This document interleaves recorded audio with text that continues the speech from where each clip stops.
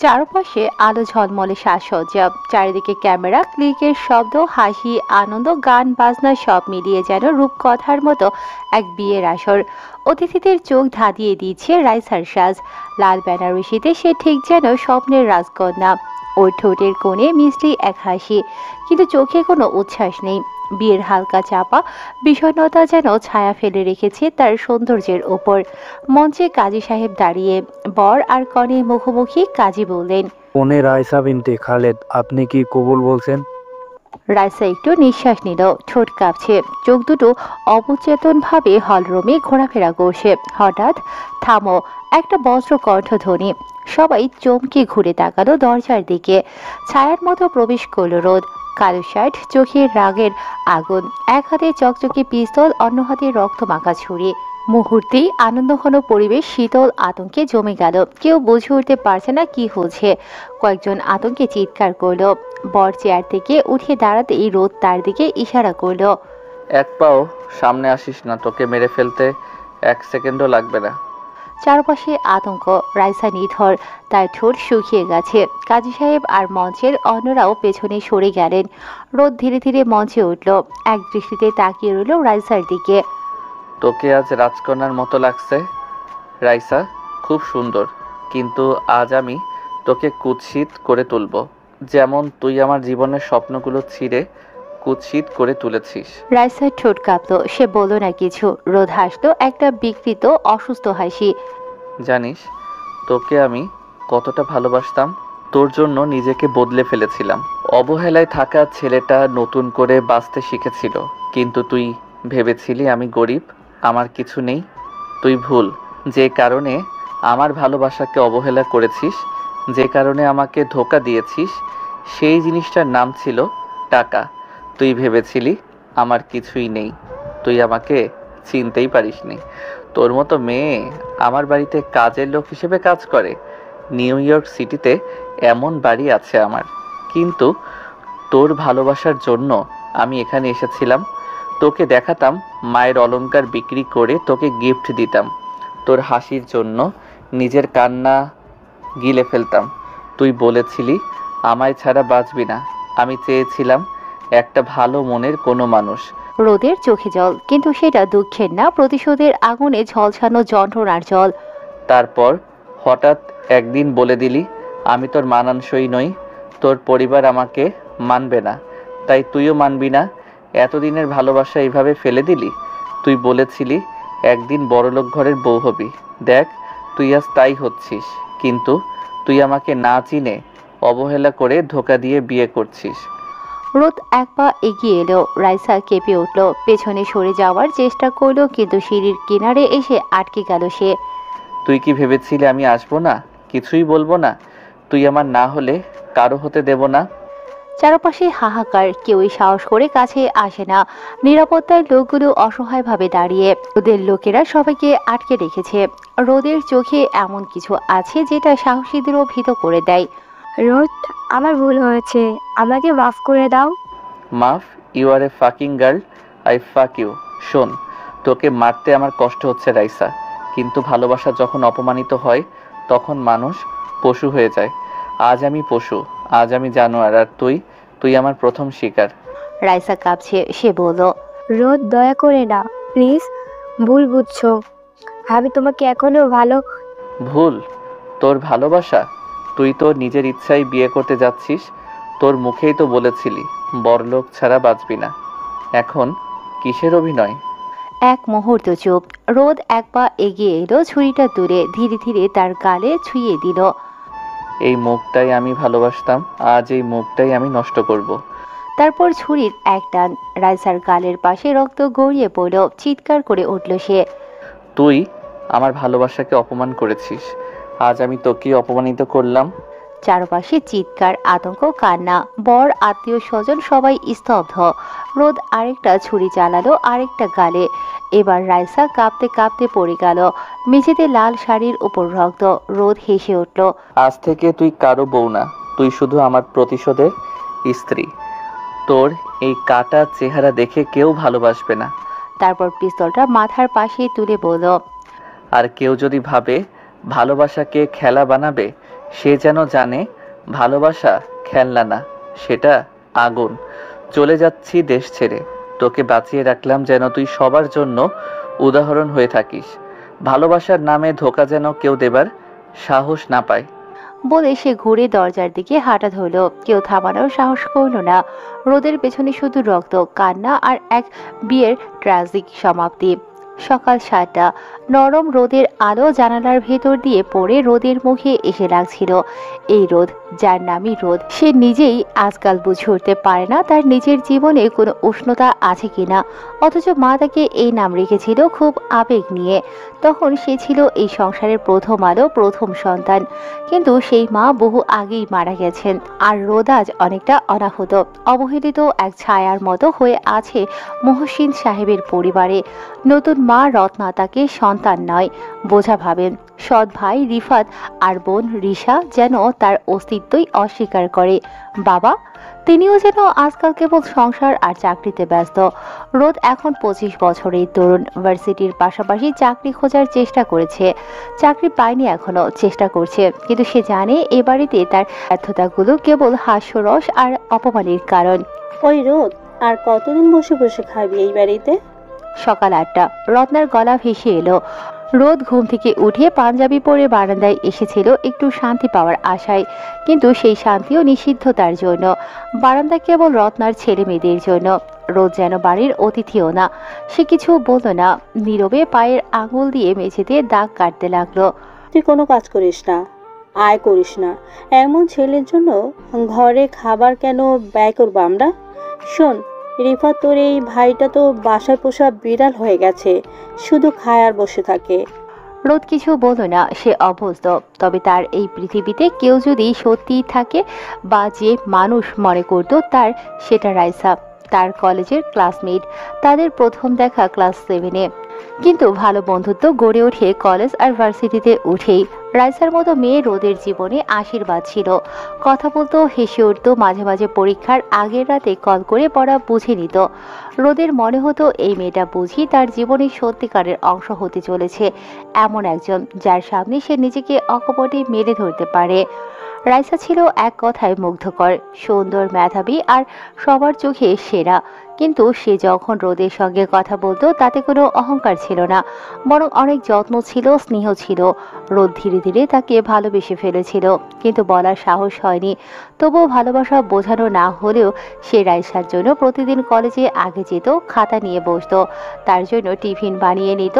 এমনকি বাসায় এসে সে রাতে যখন রাইসা হোয়াটসঅ্যাপে আজ তোরা অনেক হেল্প করলি বলতো, তখন তার রাতটা স্বপ্নের মতো কেটে যেত। রাইসা রোদ একে অপরকে ভালোবাসতো। রোদ আজকে দ্রুত ভার্সিটিতে এসেছে রাইসাকে খুঁজে বের করে। রাইসার 2 দিন পর বার্থডে, সব বন্ধুরা দামি দামি গিফট দেবার প্ল্যান করে। রাইসা আসে রোদের কাছে। কি রে রোদ, একা বসে আসিস কেন? পরশু তোর জন্মদিন, কিন্তু কি গিফট দেব বুঝতে পারছি না। আরে দূর, এসব কি দরকার? শোন, আমার বাবার বিজনেস পার্টনারের ছেলে আছে, নাম আকাশ, তোকে বলেছিলাম না? হ্যাঁ, সে কি তোকে ফোন করে বিরক্ত করে? না, তবে সে গিফট দিচ্ছে 1.5 লাখ টাকার কিছু। তুই ওর গিফট নিবি না? আমার ভালো লাগে না। এত বড় গিফট কেউ হাতে ছাড়া করে? ও নিবি না, আমি তোকে গিফট দেব। আচ্ছা, তাই নাকি? হুম। রোদ চলে আসে সেখান থেকে, বাড়িতে এসে সোজা ওর বাবার কাছে যায়। সবাই বসে আছে সেখানে। কি রোদ, কিছু বলবি? বাবা, আমার 2 লাখ টাকা লাগবে, দাও তো। কি 2 লাখ? এত টাকা কি পকেটে থাকে? চাইলি আর দিলাম। আর 2 লাখ টাকা তোকে কেন দিতে হবে? ফকিরের বাচ্চা, বাড়িতে বসে খাচ্ছিস আর ঘুমাচ্ছিস, তাতে হচ্ছে না? দেখুন, বাড়িটা আমারও, আমি আমার বাড়িতে থাকি। দেখছো আমার উপরে কেমন করে কথা বলছে? ওগো, তুমি থাকো তোমার ছেলেকে নিয়ে। কি রোদ, বেয়াদবি করছিস কেন? করছি না, টাকা দাও। টাকা হবে না, চাইলেই টাকা পাওয়া যাবে নাকি? আমি আমার বাবার সাথে কথা বলছি, কেউ মাঝখানে কথা বলবে না। কথা বলবে না কেন? সে আমার স্বামী, টাকা হবে না, যা এখান থেকে। বাবা, টাকা দাও তো। আচ্ছা, কি করবি এত টাকা? লাগবে, দাও। দেখো কোথায় গিয়ে নেশা টেশা করে বেড়াচ্ছে। দিন দিন যে অমানুষ হচ্ছে, খালি খাবে আর ঘুমাবে।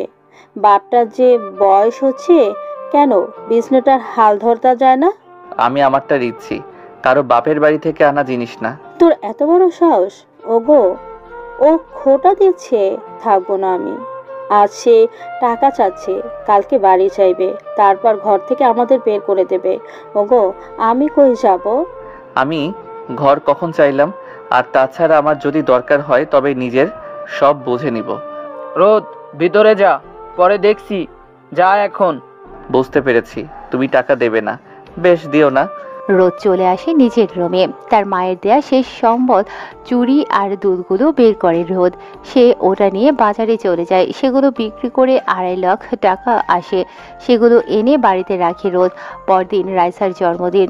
ওদিকে রত্না, রিফাত আর রিপা বসে আছে। মা, দেখছো রুদ ভাইয়া কেমন করে কথা বলে তোমার সাথে? ওর ব্যবস্থা করতে হবে আমার। ওকে বাড়ি থেকে বের না করলে তোর বাবা সবকিছু হাতিয়ে নেবে, তারপর আমাদেরকে বের করে দিবে। কিন্তু বাবা কেন ওকে বের করে দেবে? আর তোমার কথাই তো ভাইয়া বের হবে না, বরং ঝামেলা করবে। সে ব্যবস্থা করতে হবে আমার। চিন্তা করিস না, আমি দেখছি। রত্না হাসতে থাকে। তারপর কি করতে হবে ওদেরকে বলে। ওদিকে রোদ একটা চেন কিনেছে 2 লাখ টাকা দিয়ে রাইসার জন্য। রাইসার বাড়িতে আসে সে। অনেক গেস্ট এসেছে, কিন্তু রাইসাকে দেখা যাচ্ছে না। সে কোথায়? রোদের ফোনটাও বিকেল থেকে রিসিভ করেনি রাইসা। রোদের ভালো লাগছে না। সে বাড়ির পেছনে আসে। ঠিক তখনই দেখতে পায় রাইসা একটা গাছের নিচে কারো কাঁধে মাথা রেখে বসে আছে। রোদ সেখানে যাওয়ার জন্য পা বাড়ায়। রাইসার সামনে যাবে, তখনই রোদ শুনতে পায়। আকাশ কবে বিয়ে করবে? কবে আমেরিকাতে নিয়ে যাবে? ভালো লাগছে না আর। তোমার সে বয়ফ্রেন্ড রোদ আছে না? আবার তার কথা বলছো? আরে দূর, কিসের রোদ? ওটাকে তো ব্যবহার করছি। পড়াশোনায় ভালো ছিল, নোটসের জন্য একটু প্রেম দেখাতে হচ্ছে। বেচারা তো তোমার কথা শুনলেই রেগে যায়। তাহলে কি তুমি ওকে ভালোবাসোনি? কখনো না। কিন্তু ও তোমাকে তো ভালোবাসে। তো ফকিন্নি একটা। তুমি 1.5 লাখ টাকার গিফট দিবে শুনে বেচারা কেঁদে ফেলেছিল। চলো, সবাই চলে এসেছে, কেক কাটতে হবে। রাইসা আর আকাশ ঘুরতেই দেখতে পায় রোদ দাঁড়িয়ে আছে। রোদকে দেখে রাইসা অবাক হয়। রোদকে এখানে দেখবে সে ভাবেইনি। রাইসা আকাশের হাত ধরে আছে। রোদ সেটার দিকে তাকায়। রাইসার সাথে সাথে আকাশের হাত ছেড়ে দেয়। রাইসা বলে, তুমি কখন এলে?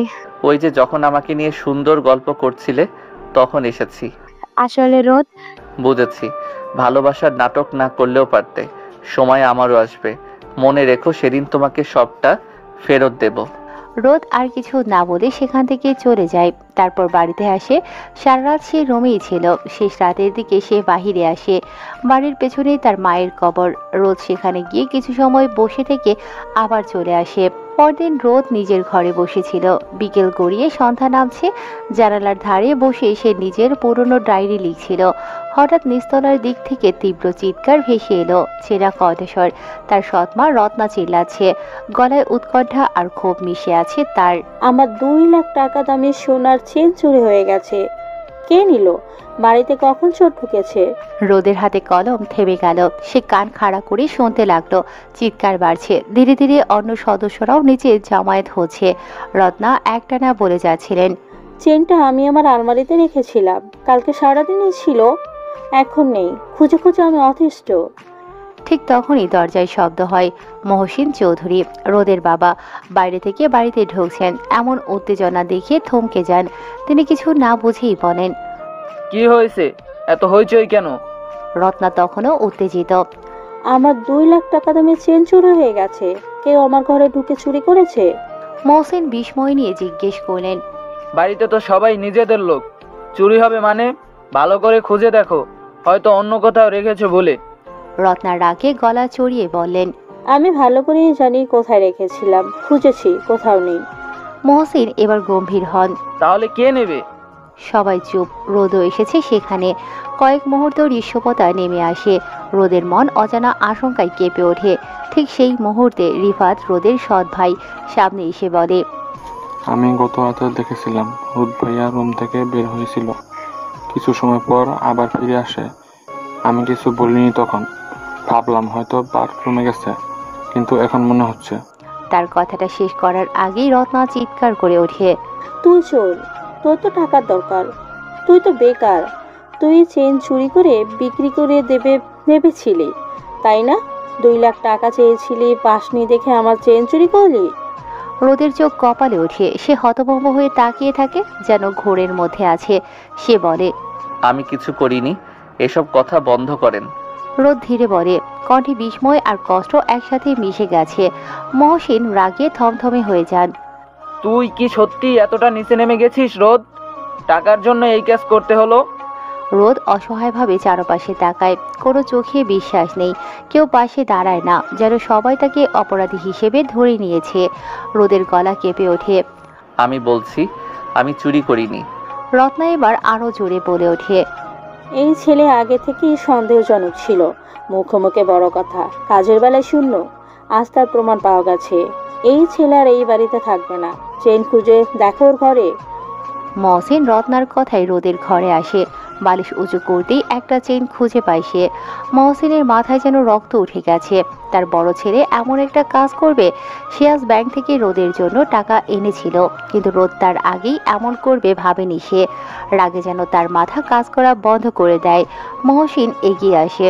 এটা কি রোদ? তোর ঘরে সোনার চেন কোথা থেকে এসেছে? বাবা এটা আমি। হ্যাঁ হ্যাঁ, এই তো আমার চেন। দেখছো টাকার জন্য তোমার ছেলে কতটা নিচে নামতে পারে। আর থাকবো না আমি এই বাড়িতে। রিফা চল, রিফা চল, বাড়ি ছেড়ে চলে যাব। কোনো চোরের সাথে থাকতে পারবো না আমি। আমি চুরি করিনি, মিথ্যা কথা বলছে। মহসিন এসে রোদের গালে জোরে চড় বসিয়ে দেয়। রোদ গালে হাত দিয়ে দাঁড়িয়ে থাকে। এমনিতে কালকে থেকে সে কিছু খায়নি, তার উপর এমন করে অপবাদে রোদের যেন দুর্বলতা আরো বেড়ে যায়। মহসিন রোদের দিকে চেন আর টাকার ব্যাগ ছুড়ে দিয়ে বলে, দেখ রোদ, তোর জন্য আমি টাকা নিয়ে এসেছিলাম। নে টাকা, আর এই নে চেন। তুই এখনই আমার বাসা থেকে বের হয়ে যাবি। তোর ওপর আমার কোনো বিশ্বাস নেই, কোনো রাগ নেই, কিচ্ছু নেই, সব শেষ। তোর মতো জঘন্য ছেলে আমার চাই না। এখনই বের হ। তোর মায়ের যা আছে সব কিছু নিয়ে বের হবি। তোর মুখ আমি যেন আর কখনো না দেখি। সবার চোখে তখন ঘৃণা, অবিশ্বাস, আর রোদের চারপাশে যেন এক দুঃস্বপ্ন ঘনিয়ে আসে। সে বোঝে এটা শেষ। পরিবার যাদের বলে জানতো, তারা আজ থেকে চোর বানিয়ে তাড়িয়ে দিচ্ছে। সে কোনো কথা না বলে আরেকবার কাউকে না দেখে ঘরে ফিরে গিয়ে ব্যাগ গোছাতে শুরু করলো। রোদ বাড়ি থেকে বের হয়েছে, পেছনে একটি ব্যাগ। তার মায়ের শেষ স্মৃতিটুকু নিয়ে সে বের হয়ে পড়েছে। হাতে আরেকটি ব্যাগ, তার বাবার দেয়া 2 লক্ষ টাকা।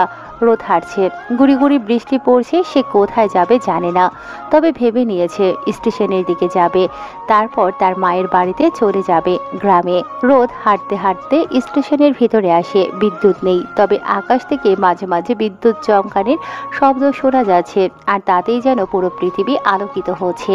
রোদ চুপচাপ একটি বেঞ্চে বসে পড়ল। রেল স্টেশনটি সন্ধ্যার আবছা আলো, আকাশে ঘন কালো মেঘ, মাঝে মাঝে বিদ্যুৎ চমকাচ্ছে। হালকা বৃষ্টির ফোঁটা এসে রোদের মুখে পড়ে, কিন্তু সে টের পাচ্ছে না।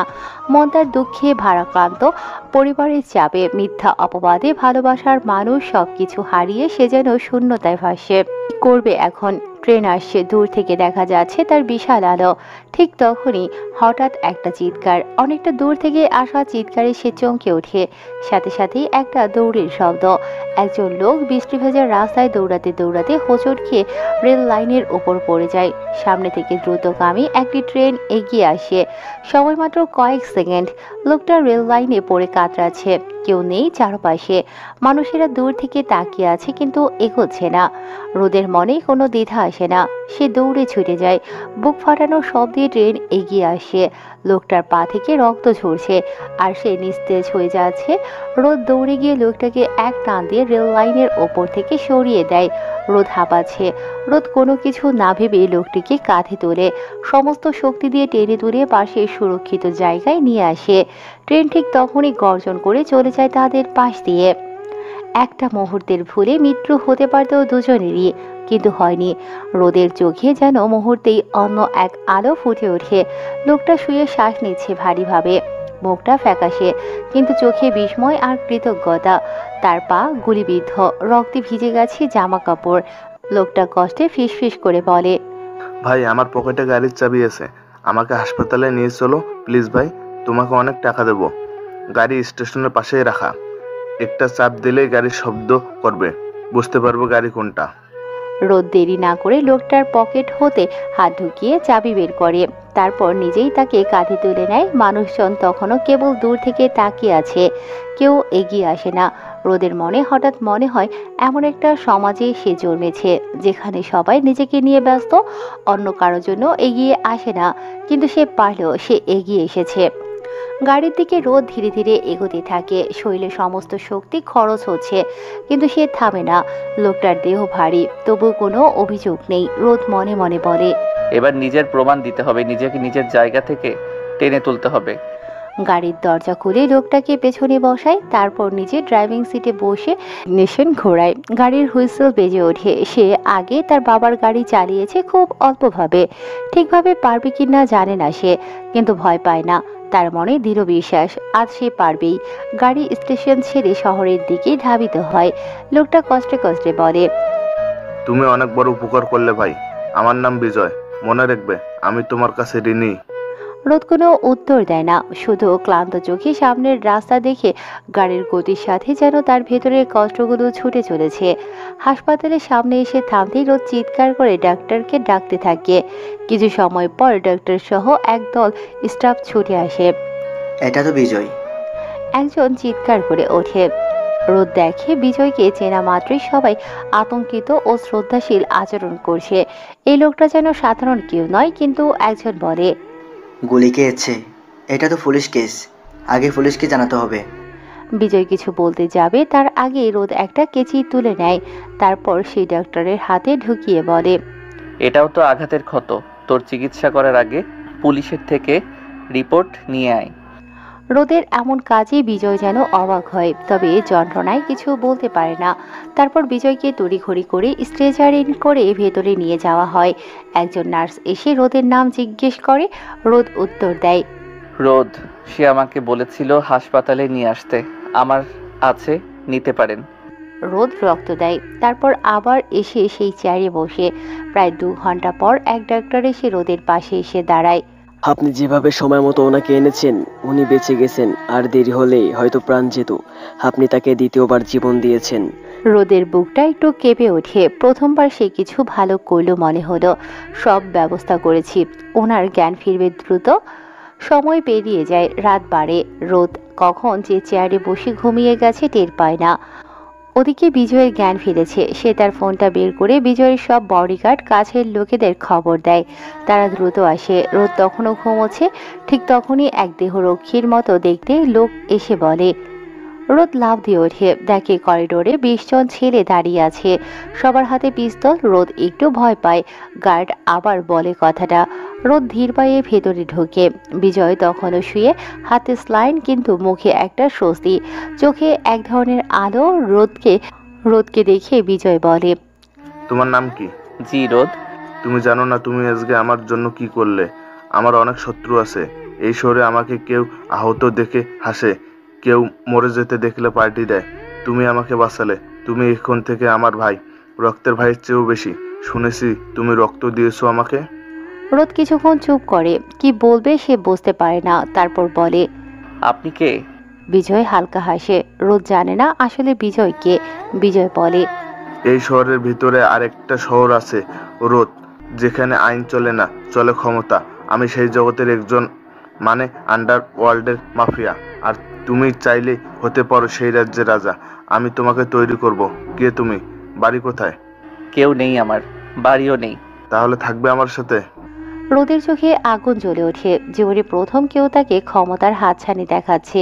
বিজয় আবার বলে, তুমি রাজি থাকলে আমি তোমাকে এমন একটা জায়গায় নিয়ে যাব যেখানে সবাই তোমাকে সম্মান করবে, ভয় করবে। আর তোমার মতো ছেলেই পারে আমাকে ঠিকভাবে বুঝতে, আমাকে সেভ করতে। তোমার চোখে দেখেছে আমি হিংস্রতা, আমার কিছু হলে তুমি হবে সেই সিংহাসনের রাজা। রোদ ধীরে মাথা নেড়ে বলে, আমি রাজি, দুদিন পর বৃষ্টি ভেজা সন্ধ্যাবেলা গেট খুলে রোদকে নিয়ে ঢুকলো বিজয়। বিরাট একটা দোতলা বাড়ি, কিন্তু আশ্চর্য রকম ফাঁকা। দেয়াল জুড়ে পুরনো ছবি, তবে বেশ পরিপাটিভাবে আছে সবকিছু। চুপচাপ একটা পরিবেশ, যেন অনেকদিন কেউ এখানে থাকেনি। বিজয় বলল, আমার বাড়ি এটা, আজকে থেকে তুমি এখানে থাকবে রোদ। এই বাড়িটা এখন তোমারও। রোদ কিছুটা বিস্মিত হয়। এমন একটা বিরাট বাড়ি, এমন নিঃসঙ্গ। সে আস্তে করে জিজ্ঞেস করে, আপনি এখানে একা থাকেন? বিজয় একটু হেসে বলে, একদম এখানে আমার ছোট বোন কুয়াশা থাকে। মা বাবা অনেক আগে চলে গেছেন, তখন থেকে আমি ওর ভাই, বাবা, মা সবকিছু। ঠিক তখনই কাঠের সিঁড়ি দিয়ে নেমে আসে একটা মেয়ে। সাদা সালোয়ার কামিজ, চোখে ক্লান্তি আর কৌতূহলের ছাপ, সাথে যেন টেনশনের প্রতিমা চেহারায়। বিজয় বলল, এই যে আমার বোন কুয়াশা। রোদ তাকায় সেদিকে। কুয়াশা দৌড়ে এসে বিজয়কে জড়িয়ে ধরে। বিজয় তার পিঠে হাত বোলাতে থাকে। কুয়াশা বলে, ভাইয়া পুরো 2 দিন কোথায় ছিলে? ফোন ধরনি কেন? জানো কত টেনশন হচ্ছিল। সেদিন বাড়ি থেকে দ্রুত বের হয়ে গেছিলে, বলেছিল দ্রুত ফিরবে, আর ফিরলে 2 দিন পরে। তোমার পায়ের কি হয়েছে? আর কে এসে? কুয়াশা একসাথে এতগুলো প্রশ্ন করবে বিজয় তা ভাবেনি। রোদ কিছুটা দূরে দাঁড়িয়ে ওদেরকে দেখছে। বিজয় রোদের দিকে তাকিয়ে কুয়াশাকে বলে, একটু শান্ত হ। ওর নাম রোদ। পায়ে গুলি লেগেছিল আর আমাকেও বাঁচিয়েছে। গুলি খেয়ে ট্রেনের রেল লাইনে পড়ে গিয়েছিলাম। সে সময় ট্রেন আসে, ঠিক সময় ট্রেনে তুলে আমাকে, না হলে আমি বাঁচতাম না। কুয়াশা তাকিয়ে থাকে রোদের দিকে, বিস্ময়ে মুখে হাত, চোখে জল। কি, তোমার হাতে গুলি লেগেছিল? উফ, একটা কথাও শোনো না তুমি। বাচ্চাদের মতো তুমি সব সময় ছোটাছুটি করো। কেন করো? বলে বিয়ে করতে, সেটাও করবে না। এই যে নতুন ছেলে বাঁচানোর পর ভাইয়াকে একটা মেয়ে দেখে বিয়ে করিয়ে বাড়িতে আনতে পারবে। কুয়াশার এহেন কথায় রোদ হেসে ফেলে। তাছাড়া ডিরেক্ট তুমি করে বলছে কুয়াশা। রোদ বুঝে যায় মেয়েটা অনেকটাই মিশুক। বিজয়ও হাসতে থাকে। কুয়াশা বসা থেকে উঠে রোদের কাছে আসে, তারপর বলে, তুমি তুমি ভাইয়াকে বাঁচিয়েছো? ধন্যবাদ, সত্যি ধন্যবাদ। সে ছাড়া আমার কেউ নেই। এত বলি বাহিরে গেলে গার্ড সাথে করে নিয়ে যেতে, কথাই শোনে না। সবকিছুর জন্য এত দূরে এসে আড়ালে থাকি, তবুও আমার নিয়ে না হয় চিন্তা নেই, কিন্তু বাহিরে গেলে ভাইয়ার কি করে? উফ। রোদ একটু অপ্রস্তুত হয়ে বলে, আসলে আমি পাশে ছিলাম, আর ওভাবে। তুমি জানো না, তুমি আমাদের একটা জীবন ফিরিয়ে দিয়েছো। আমার সব কিছু আমার ভাইয়া।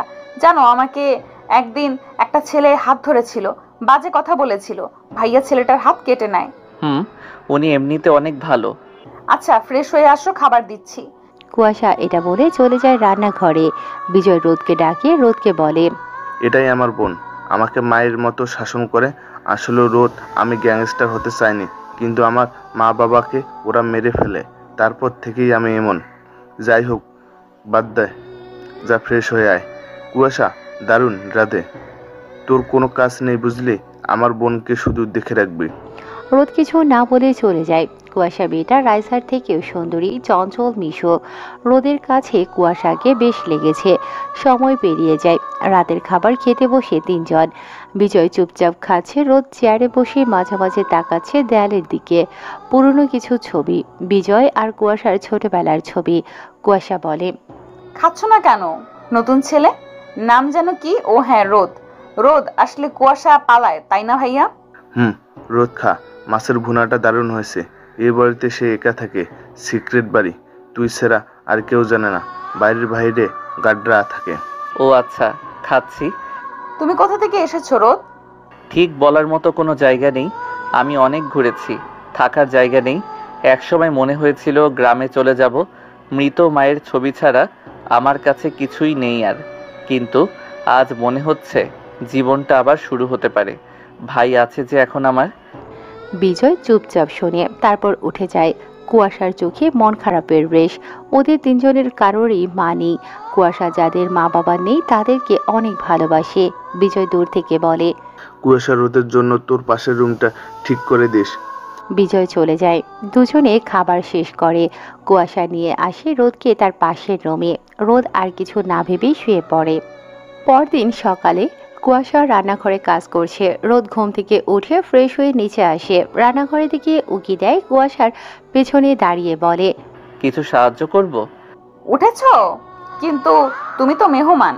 বিজয় ভাইয়া তো বলল এই বাড়ি এখন আমারও, তাই না? তাহলে তো আমি অতিথি নই? হালকা হাসির মাঝে একটা আত্মীয়তার জন্ম হয়। রোদ এসে কুয়াশার কাজে হেল্প করে। কিছু সময় আগে বিজয় এসে দেখে যায় দুজনে রান্না করছে। বিজয় খুশি, তার বোনের জন্য এমন একজন ছেলেকেই সে খুঁজছিল। রান্না শেষ করে ওরা আসে। সকালের সূর্য যেন রোদ দিচ্ছে অনেক। হালকা বাতাসে পর্দা দুলছে। গা এলিয়ে সোফায় বসে আছে বিজয়, হাতে ধরা ফোন। তার কণ্ঠ স্বাভাবিক, কিন্তু চোখের দৃষ্টি তীক্ষ্ণ। যুদ্ধে যাবার আগে যেরকম হয়। ফোনের ওপাশ থেকে ভেসে এলো এক ভরাট গলা। সহকারী আমির হোসেন ফোন করেছে। রিয়াজ ভাই, এমপি শফিকের মাল আজকে আসতেছে, ওর মাল আজকে আটকাইতে হবে। বিজয় গলায় সামান্য গাম্ভীর্য এনে বলল, আচ্ছা, মাল কোথায় নামছে? ফুরান যেটি রাত 11টার পর, ওগুলা আমরা তুলে নেব। দেশে ঢুকতে দেওয়া যাবে না, অন্য জায়গায় বিক্রি করব। বিজয় সামান্য চিন্তিত মুখে বলল, ঠিক আছে, আমি আসবো। রাতে সবকিছু দেখে শুনে রাখিস। ওপাশ থেকে আমির হোসেন গম্ভীর সুরে বলে উঠল, একাই আসিয়েন, কারো সাথে না, বুঝেন তো? বিজয় ফোনটা রাখলো। এইমাত্র যে কথোপকথনটা হলো তা সাধারণ নয়, বিপজ্জনক, রাষ্ট্রীয়, গোপন এবং অনেক বড় কোনো অর্থনৈতিক চক্রের অংশ। ঠিক তখনই রুমে প্রবেশ করে রোদ আর কুয়াশা। কুয়াশা একগাল হাসি নিয়ে বলল, ভাইয়া আজকে সারাদিন কোথাও বের হওনি, এখন হঠাৎ প্রস্তুতি নিচ্ছ কোথাও যাওয়ার? বিজয় একটু চমকে উঠে মুখ ঘুরিয়ে নেয়। হ্যাঁ, একটা কাজ আছে, যেতে হবে। রোদের চোখ সরু হয়ে আসে। সে চুপচাপ বসে পড়ে পাশে। কুয়াশা পাশ ঘেঁষে দাঁড়িয়ে বলে, কাজ মানে? তুমি আজকে বাড়িতে থাকবে? রোদ বলল সে নাকি খিচুড়ি রাখতে পারে, আমরা আড্ডা দিব আর খিচুড়ি খাবো। না রে, তাহলে রাতে আমরা একসাথে মজা করব। রাতেও কাজ আছে। রাতের বেলা কাজ করতে হয় এখন? বিজয় চুপ থাকে, কিছু বলার প্রয়োজন বোধ করে না, কিন্তু কুয়াশা থামে না। তুমি সবসময় এমন, কোথাও যাবে কাউকে বলবে না, নিজের মতো করে বেরিয়ে পড়ো। আমি জানি তুমি যা করো সেটা সাধারণ কাজ না। বিজয় নরম গলায় বলে, এই কাজটা এমন যেটা নিয়ে কথা বলা যায় না, খুব জরুরি। কুয়াশা এবার একটু কড়া হয়। তুমি চাইলে কিছুই বলা যায় না, কিন্তু এখন থেকে কিছু শর্ত আছে ভাইয়া। তুমি রোদকে নিয়ে যাবে সাথে। বিজয় চোখ বড় করে বলে, কি বলছিলাম তুই? এটা খেলার কাজ না কুয়াশা। রোদ নতুন আসবে, তাকে এখন নয়, পরে নিয়ে যাব। এটা বিপজ্জনক। রোদ আমার দায়িত্বে আছে, তাকে এমন জায়গায় নিয়ে যেতে পারি না। সে আমার জীবন বাঁচিয়েছে। রোদ চুপ করে থাকে, কিছু বলে না। কুয়াশা এবার রোদের হাত ধরে বলে, এই ছেলে তোমার জন্য বিপদে এগিয়ে গেছে, জানো সে কতটা সাহসী? তুমি তাকে যতই আড়ালে রাখো, সে নিজেই একদিন সামনে চলে আসবে। তাছাড়া আমি জানি রোদের থেকে ভালো সঙ্গী তুমি খুঁজে পাবে না। বিজয় নরম সুরে বলে, তুই বুঝতে পারছিস না কুয়াশা, আমি কোথায় যাচ্ছি, কার সাথে যাচ্ছি, কি হতে পারে, তার কিছুই তোরা জানিস না। কুয়াশা এবার একটু চোখে জল নিয়ে বলে, আমি জানি, শুধু একটাই জিনিস, তুমি প্রতিবার একা যাও। আমি প্রতিবার অপেক্ষা করি, যদি একদিন তুমি না ফিরো। তুমি নিজেই তো বলো রোদ এখন আমাদের পরিবারের অংশ, তাহলে তাকে নিয়ে যাও। তুমি যদি বিপদে পড়ো রোদ পাশে থাকবে। আমি চাই না তুমি একা যাও। আমি চাই আপনি আমাকে বিশ্বাস করুন ভাইয়া, আমি সবকিছু পারবো এমন না, কিন্তু আপনার পাশে দাঁড়াতে পারি সেটা চাই। বিজয় তাকিয়ে থাকে রোদের দিকে। রোদের চোখ যেন বিশাল আক্ষেপ, কিন্তু সেই চোখের আছে এক ধরনের নিশ্চয়তা। বিজয় চোখ বন্ধ করে দীর্ঘ নিঃশ্বাস ফেলে। কুয়াশার চোখে রোদের মুখে, দুটি মুখই যেন তাকে আটকাতে চাইছে, অথচ একই সঙ্গে সাহস যোগাচ্ছে সামনে এগোতে। কিছুক্ষণ পর বিজয় হালকা মাথা নাড়ে। ঠিক আছে, রোদ যাবে, তবে আমার কথা মানতেই হবে। রোদের মুখে ধরা পড়ে এক চিলতে হাসি। কুয়াশা বিজয়ের কাঁধে মাথা রেখে বলে, ভাইয়া এবার ফিরে এসো দুজনেই। বিজয় কোনো কথা বলে না, চোখে এক ঝলক আবেগ, কিন্তু মুখে কঠোরতা। কারণ সে জানে না সামনে যা আছে তা শুধু রাত নয়, তা এক বিস্ফোরক অন্ধকার। মধ্যরাত, চাঁদহীন আকাশে তারার আলো যেন নিভে গেছে। বাতাসে ভিজে পাতা আর স্যাঁতস্যাঁতে মাটির গন্ধ। দূরে কোথাও পেঁচার ডাক ভেসে আসে। রাতটা যেন অস্বাভাবিক নীরবতায় মোড়ানো। গাড়ির হেডলাইট জঙ্গলের আঁকাবাঁকা রাস্তার উপর কেটে চলেছে। বনের গায়ে লাগছে আর গিলে নিচ্ছে অন্ধকার। শুকনো পাতার গন্ধে ভরপুর বাতাস। মাঝে মাঝে কুয়াশার আস্তর যেন হাত বাড়ালেই ধরা যাবে। বিজয় স্টিয়ারিং ধরে বসে আছে সামনের সিটে, চোখে অবিচল দৃঢ়তা, কিন্তু ভেতরে কোথাও একটা অদৃশ্য অস্বস্তি চেপে বসেছে। পেছনের সিটে রাখা আছে এক কালো ব্যাগ, যার ভেতরে বন্দুক, অতিরিক্ত ম্যাগাজিন আর ছোট্ট একটি ছুরি। ব্যাগটি গাড়ির সাথে যেন মিশে গেছে, তবু বিজয়ের চোখে এর ওজন অনেক ভারী। পাশের সিটে রোদ বয়সে ওর থেকে ছোট, কিন্তু হাবে ভাবে যেন বিজয়ের জন্য প্রাণ দিতে প্রস্তুত। তবুও আজকে বিজয়ের চোখে কিছু আছে যা রোদ একদম বুঝতে পারছে না। গাড়ি ধীরে ধীরে থামলো রাস্তার ধারে। সামনে থেকে জঙ্গলের ভেতরে কুয়াশা ঢাকা এক ছাউনির বাড়ি দেখা যাচ্ছে। বিজয় দরজা খুলতে যেতেই রোদও নামতে চাইল। বিজয় বলে, রোদ, তোমার নামার দরকার নেই ভাই, তুই এখানে থাক, গাড়ির ভেতর থেকে নামবি না। কেন ভাই, আপনার সাথে যাই? না, বসে থাক, যা লাগবে আমি একাই সামলাবো, তোর আসার দরকার নেই। বিজয়ের কণ্ঠে কোনো প্রশ্নের সুযোগ নেই। রোদ জানে ভাই যদি বলে একা যাবে তাহলে কোনো কারণেই সঙ্গে নেওয়া হবে না। বিজয় নামলো, গাড়ির দরজা আস্তে বন্ধ করলো। বুটের শব্দে শুকনো পাতার মচমচে আওয়াজ উঠছে। এই শব্দই যেন সেই জঙ্গলের একমাত্র সঙ্গী। ছাউনির বাড়ির সামনে দাঁড়িয়ে আছে আমির হোসেন, গায়ে কালো জ্যাকেট, হাতে সিগারেট, ধোঁয়া ওঠা বাতাসে মিলিয়ে যাচ্ছে। বিজয়কে দেখিয়ে এগিয়ে এলো সে। ভাই সব রেডি, এমপির মাল এই পথেই আসবে। আমাদের কত লোক? বিজয় ঠান্ডা স্বরে জিজ্ঞাসা করল। 12-13 জন, ভয় নাই, লোকজন আমরা পজিশনে রেখেছি। মাল এই রাস্তা দিয়ে ঢুকলেই আমরা অ্যাটাক করব। বিজয় মাথা নেড়ে বলল, আজ এমপির সব লোকদের মেরে মাল নিয়ে চলে আসবো, কেউ বাঁচবে না। আমির হালকা হাসি দিল, কিন্তু চোখে ক্ষণিকের ঝিলিক, যেটা বিজয় খেয়াল করল না। বহু বছরের লোক, কত কঠিন সময় একসাথে পার করেছে। এই লোকের উপরে বিজয়ের মনে কখনো সন্দেহ জাগেনি। বিশ্বস্ত লোক আমির। বিজয়কে ভেতরে নিয়ে গেল আমির। ছাউনির ভেতরে 4-5 জন সহস্র লোক। টেবিলের ওপর মানচিত্র, কোণে কালো ব্যাগে বন্দুক। বিজয় ব্যাগ খুলে বন্দুক লোড করলো, ধীরে ধীরে ম্যাগাজিন চেক করলো। রাতটা হবে শেষ রাত, যদি আমরা ঠিকমতো মেশিন চালাই। এমপি অনেক রেঠে, ওর এবার সময় হয়েছে ঘুমিয়ে পড়ার। আমার ছেলেদের গুম করেছিল সে, এবার ওর কোটি টাকার মাল শেষ করব। চিন্তা নাই ভাই, এমপি জানে না ও কার সাথে লাগছে। বাইরে শীতল বাতাসে পাতার মৃদু শব্দ। সবাই পজিশনে চলে গেল, কেউ গাছের আড়ালে, কেউ মাটির ঢিবির পেছনে। দূরে হাইওয়ের দিকে থেকে আসছে গাড়ির শব্দ। বিজয় আমিরকে কাছে টেনে বলল, যত দ্রুত কাজ শেষ হবে তত ভালো, আমাদের সবাই কম। হ্যাঁ ভাই, সবকিছু ঠিকঠাক আছে। আমির মাথা নেড়ে সম্মতি দিল, কিন্তু সেই মাথা নাড়ার ভেতরে লুকিয়ে আছে অন্য হিসাব। মাল ভর্তি গাড়ির শব্দ ধীরে ধীরে কাছে এলো। বিজয় বন্দুক তুলে নিশানা করার প্রস্তুতি নিল। হঠাৎ পেছন থেকে ভারী এক স্টিকের বাড়ি পড়ে বিজয়ের মাথায়। টং করে শব্দ হয়। বিজয় উল্টে মাটিতে পড়ল। সে ঘুরতেই মাথায় বন্দুকের নল ঠেকানো হয়। চারদিক থেকে সহস্র লোক এসে ঘিরে ফেলল। আমিরই বিজয়ের মাথায় নল ঠেকিয়েছে, সেই মাথায় বাড়ি দিয়েছে। বিজয়ের মাথা ফেটে রক্ত বের হচ্ছে পেছন দিক থেকে। আমির, এটা কি হচ্ছে? বিজয়ের কণ্ঠে বিস্ময় আর রাগ। আমির ধীরে ধীরে এগিয়ে এলো, ঠোঁটে শীতল হাসি। দুঃখিত ভাই, টাকার গন্ধ খুব তীব্র জিনিস। এমপি সাহেবের অফার ফিরিয়ে দেওয়া যায় না, অনেক ভেবেও পারিনি।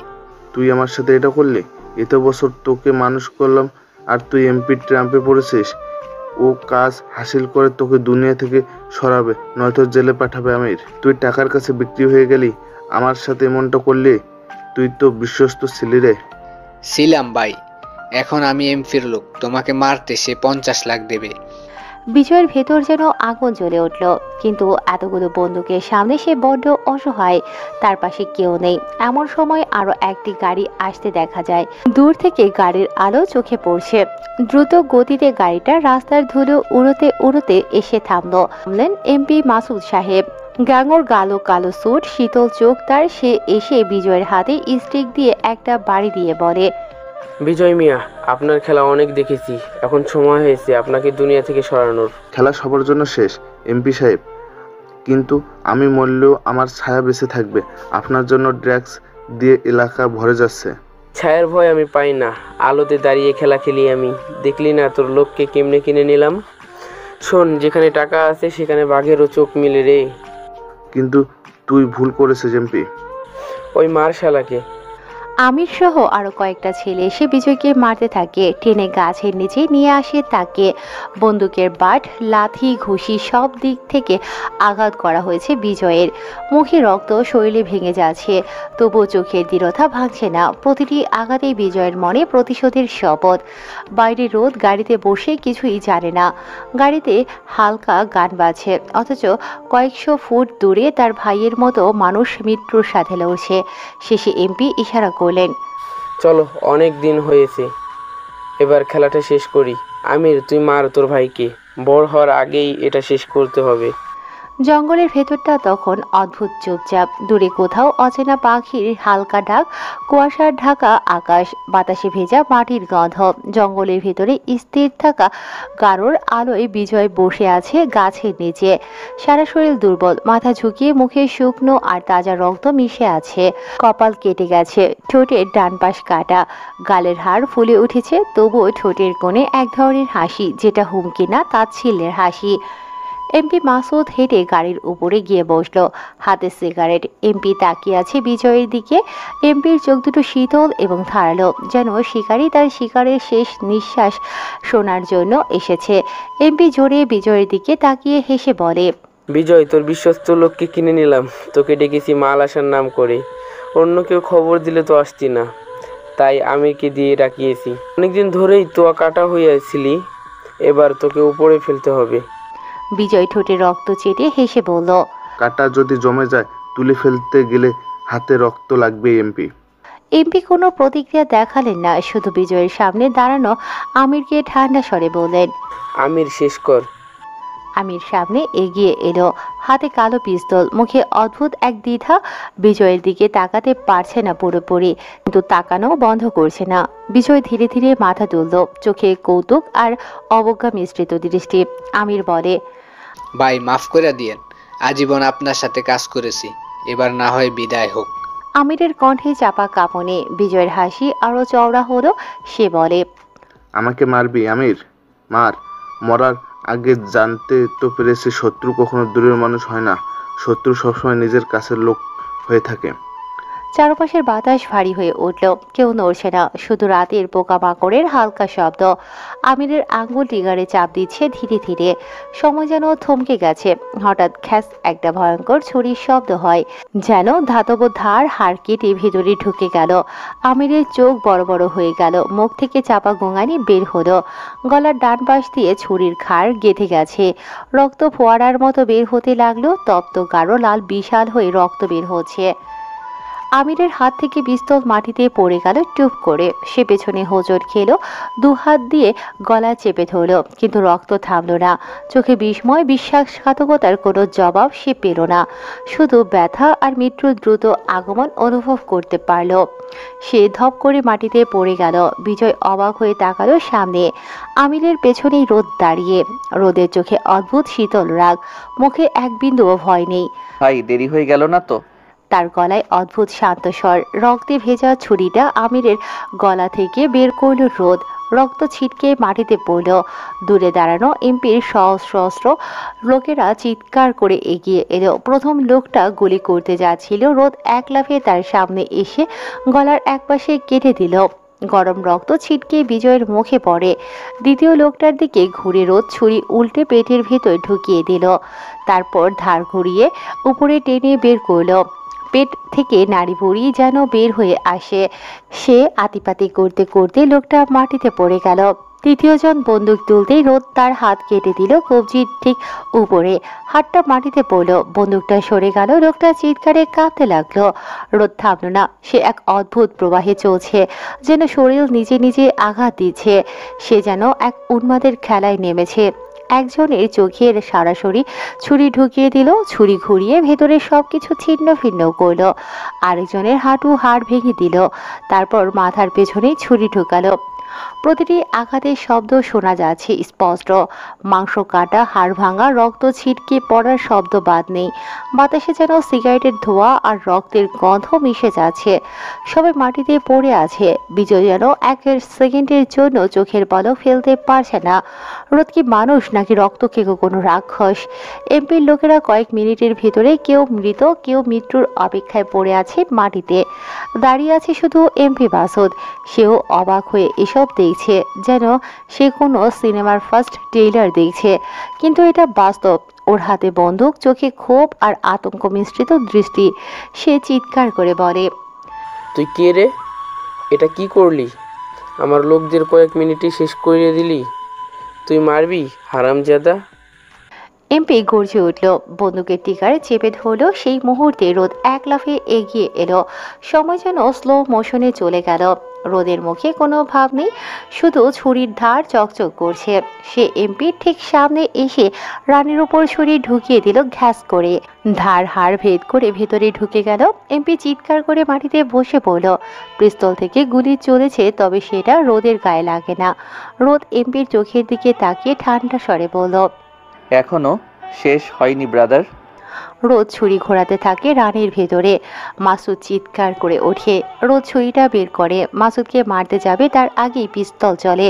একটা গুলি এসে লাগে মাসুদের সোজা কপালে। মাসুদ গাড়ির কাছে ছিটকে গিয়ে পড়ে। এক ঝটকাতে সে মরে যায়। বিজয় এগিয়ে আসে। বিজয় রক্ত মাখামুখি হাসলো। এই হাসি ভবিষ্যতের নতুন রাজার জন্য। বিজয় এসে রোদের কাঁধে হাত রাখে। রোদ চুপচাপ দাঁড়িয়ে। বিজয় বলে, তুই তো মানুষ না, তুই তো মানুষ খেকো জন্তুরে। তোকে একা ছাড়া যাবে না কোথাও। তুই যা দেখেছিস ভয় হচ্ছে। আন্ডারওয়ার্ল্ড কখন জানি তছনছ করে দিস। চল বাড়ি চল, ভোর হতে যাচ্ছে। কুয়াশাকে বলতে হবে গরম ভাত আর ইলিশ ভাজা করতে। পাগল ছেলে, এভাবে কেউ কাউকে মারার সময় কষ্ট পাবে না। রোদ মুস্কি হাসে। বিজয় রোদের কাঁধে হাত রেখে হেঁটে যাচ্ছে নিজেদের গাড়ির দিকে। বিজয় একা একা বকবক করছে আর রোদ চুপচাপ তা শুনছে। ছেলেটা কম কথা বলে, কিন্তু কাজ করে বেশ। রাতের ভয়ঙ্কর রক্তপাতের পর প্রথম ভোর যেন অন্যরকম লাগছিল। সূর্যের আলো ধীরে ধীরে জানালা দিয়ে ভেতরে ঢুকছে। বাইরে মিষ্টি হাওয়া বইছে। শহরের গলির মধ্যে পাখির ডাক মিলেমিশে নতুন দিনের ইঙ্গিত দিচ্ছে। সকাল 8:30টার দিকে রোদ গাড়ি থামালো বিজয়ের বাড়ির সামনে। গাড়ি থেকে নেমে ধীরে ধীরে বিজয়কে ধরাধরি করে ভেতরে আনলো। সারা শরীর ব্যান্ডেজে মোড়া, গলায় সাদা কাপড় বাঁধা, মুখে ক্লান্তি, কিন্তু চোখে এক অদ্ভুত শান্তি। বিজয় সোফায় বসে পড়ল। রোদ হাত বাড়িয়ে এক গ্লাস পানি দিল। ভাই একটু রেস্ট নেন, ডাক্তার বলেছে 2 সপ্তাহ কোনো ধকল নেবেন না। বিজয় হালকা হেসে বলল, রোদ এত চিন্তা করছিস কেন? আমি ঠিক আছি। শোন, আজ থেকে আমার সব বিজনেস তুই সামলাবি। আমি অনেকদিন ধরে খুঁজছিলাম এমন কাউকে যার হাতে দিলে চোখ বন্ধ করে ভরসা করতে পারবো। কি দরকার? দেখলেন তো নিজের লোক ধোকা দিল। সবাই খারাপ হয় না রে। রোদ মাথা নাড়ল, চোখে দায়িত্বের দৃঢ়তা। তারপর বলল, আগে আপনি শুধু সুস্থ হন ভাই, বাকিটা আমার উপর ছেড়ে দেন। ঠিক তখনই করিডোর দিয়ে দ্রুত পায়ের শব্দ শোনা গেল। কুয়াশা মানে বিজয়ের ছোট মন। নীল শাড়িতে এলোমেলো চুল, চোখে দুশ্চিন্তার ছাপ। সে ছুটে এসে ভাইয়ের সামনে দাঁড়ালো। ভাইয়া, এই অবস্থা কেন? আবার এমন বিপদের সামনে গেলে? তোমার শরীরটা দেখেছো? সারা গায়ে ব্যান্ডেজ, কি করেছো? হ্যাঁ? কুয়াশার কণ্ঠে রাগ আর আতঙ্ক মিশে আছে। সে পানির গ্লাসটা তুলে ভাইয়ের দিকে ধরল, কিন্তু হাত কাঁপছে। বিজয় শান্ত স্বরে বলল, ভয় নেই, রোদ আছে। আজকের পর থেকে আমি নিশ্চিত রোদ থাকতে আমাদের কোনো বিপদ নেই। বস এখানে। বিজয়ের কথা শেষ হতেই রোদের দিকে কুয়াশার চোখ গেল। সেই দৃষ্টি একদম সরাসরি, যেখানে কৃতজ্ঞতা, কৌতূহল আর অদ্ভুত এক নরম ভাব একসাথে আছে। রোদ কুয়াশার দিকে তাকিয়ে হালকা হাসলো। সেই হাসিতে কোনো বাড়াবাড়ি নেই, বরং গভীর এক শান্তি আছে। কুয়াশা চোখ সরিয়ে নিলেও তার ঠোঁটের কোণে অজান্তেই হালকা হাসি ফুটে উঠল। রোদের মনে হলো এই মেয়ে ভিন্ন, চোখে যেন হাজার কথা লুকিয়ে আছে। কাল রাতে মৃত্যুর মুখোমুখি হওয়ার পরও এই প্রথম রোদের বুকের ভেতর উষ্ণতা অনুভব হলো।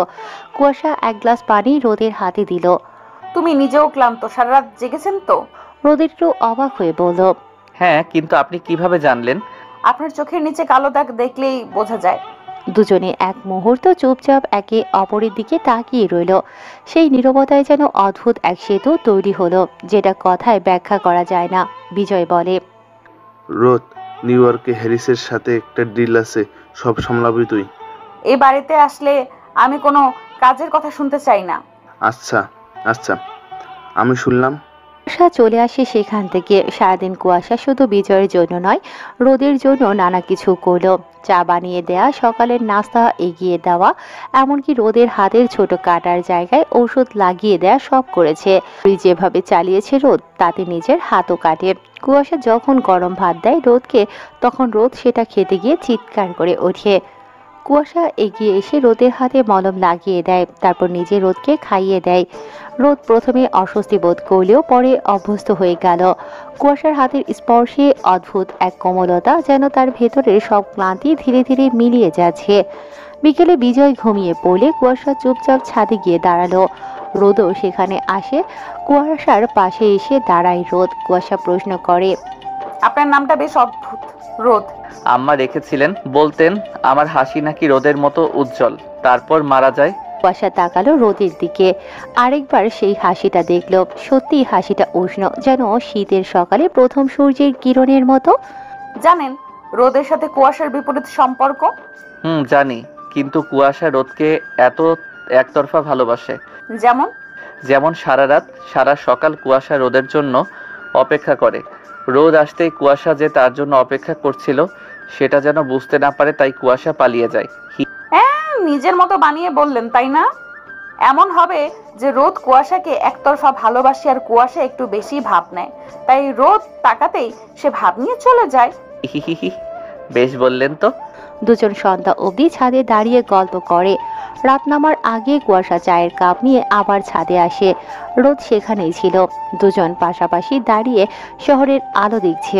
হালকা বাতাস এসে কুয়াশার চুল উড়িয়ে দিল। রোদের হাত অজান্তেই এগিয়ে গিয়ে চুলটা কানের পাশ থেকে সরিয়ে দিল। এমন কাণ্ডে কুয়াশার স্পন্দন বেড়ে গেল, কিন্তু সে কিছু বলল না, শুধু এক মৃদু হাসি দিল। রোদও হাসলো। সেই মুহূর্তে দুজনের মধ্যে কিছু একটা শুরু হয়ে যায়। সেই অনুভূতিগুলো নিঃশব্দে ধীরে কিন্তু দৃঢ়ভাবে প্রবল হতে শুরু করলো। রাতের খাবারের পর বিজয় রোদ আর কুয়াশাকে বলল, কুয়াশা তোকে সাহায্য করবে কাজের ফাঁকে। আর কুয়াশা, তুই মনে রাখিস রোদ আমাদের পরিবারের অংশ, এখন রোদের খেয়াল রাখিস। কুয়াশা মাথা নিচু করলো, কিন্তু মনে মনে জানলো আজকের পর থেকে রোদকে নিয়ে তার ভাবনা বদলে গেছে। এমন সময় রোদের ফোন বেজে ওঠে। স্ক্রিনে তাকিয়ে দেখে রোদের বন্ধু কল করেছে। আচ্ছা, অপেক্ষা করো, তারিখ জানিয়ে দে, আমি আসবো। রোদ ফোন কেটে দেয়। বিজয়ের কাছে যায়। বিজয়ের বিছানার পাশ থেকে পিস্তল আর বেডের নিচ থেকে ছুরি বের করে কোমরে গুঁজে নিল। কি হলো রোদ, এসব কি করবি? ভাই, কয়েকজন গার্ড লাগবে আমার, এক জায়গাতে যাব। যা, তোর যেটা ইচ্ছা কর, যতজন লাগবে নিয়ে যা। আমি মিটিং করতে তোর নাম ঘোষণা করে দেব। পুলিশ সামলাবো আমি, বিজনেস সামলাবি তুই। রোদ মুচকি হেসে বেরিয়ে আসে। দরজা দিয়ে যখন বের হবে তখন কুয়াশা বলে, কোথাও যাচ্ছেন এই রাতের দিকে? হ্যাঁ, একটা হিসাব বাকি আছে, হিসাবটা বোঝাতে হবে। জলদি ফিরবেন, অপেক্ষা করছি। রোদ আর দাঁড়ায় না, সে বাহিরে আসে। গার্ডরা এসে গাড়ির দরজা খুলে দেয়। রোদ গাড়িতে উঠে চলে আসে রাইসার বিয়ের মঞ্চে। তারপর তো সবটা জানেন কি হয়েছিল। কুয়াশার ঘুম আসে না। ভাবনাতে তার ভাই আর রোদের চিন্তা ঘুরছে।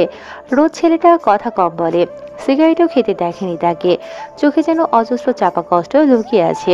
সেদিন একা একা বের হয়ে কোথায় যেন গিয়েছিল। রোদ গিয়েছিল রাইসাকে শেষ করতে। কুয়াশা বারান্দায় দাঁড়িয়ে বাইরের দিকে তাকিয়ে আছে। একটু আগে বিজয় আর রোদ বের হয়েছে।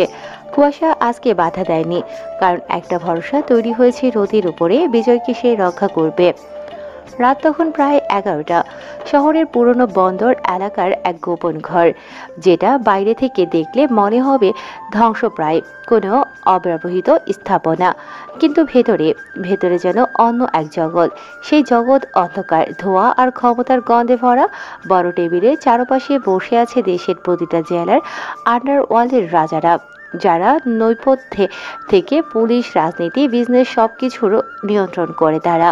যাদের ইশারায় খুন হয়, যাদের সিদ্ধান্তে জেলা বদলে যায়, আর যাদের কথার বিরুদ্ধে আইনও নিঃশব্দ হয়ে যায়। দেয়ালের কোণে নেশার ধোঁয়া ভেসে বেড়াচ্ছে, কেউ কেউ সিগারেট টানছে, কেউ গ্লাসে মদ ঢালছে। চারিদিকে চাপা উত্তেজনা, কারণ আজ বিজয় তাদের ডেকেছে এক বিশেষ কারণে। বিজয়, যাকে অনেকে কালো সম্রাট বলে, যে নিজের চেয়ার ছেড়ে আস্তে আস্তে দাঁড়িয়ে পড়ল। রোদকে এখানে এনেছে। তার চোখে ঠান্ডা আগুন, ঠোঁটে অল্প হাসি, কিন্তু সেই হাসিতে ভয়ঙ্কর ভাব আছে।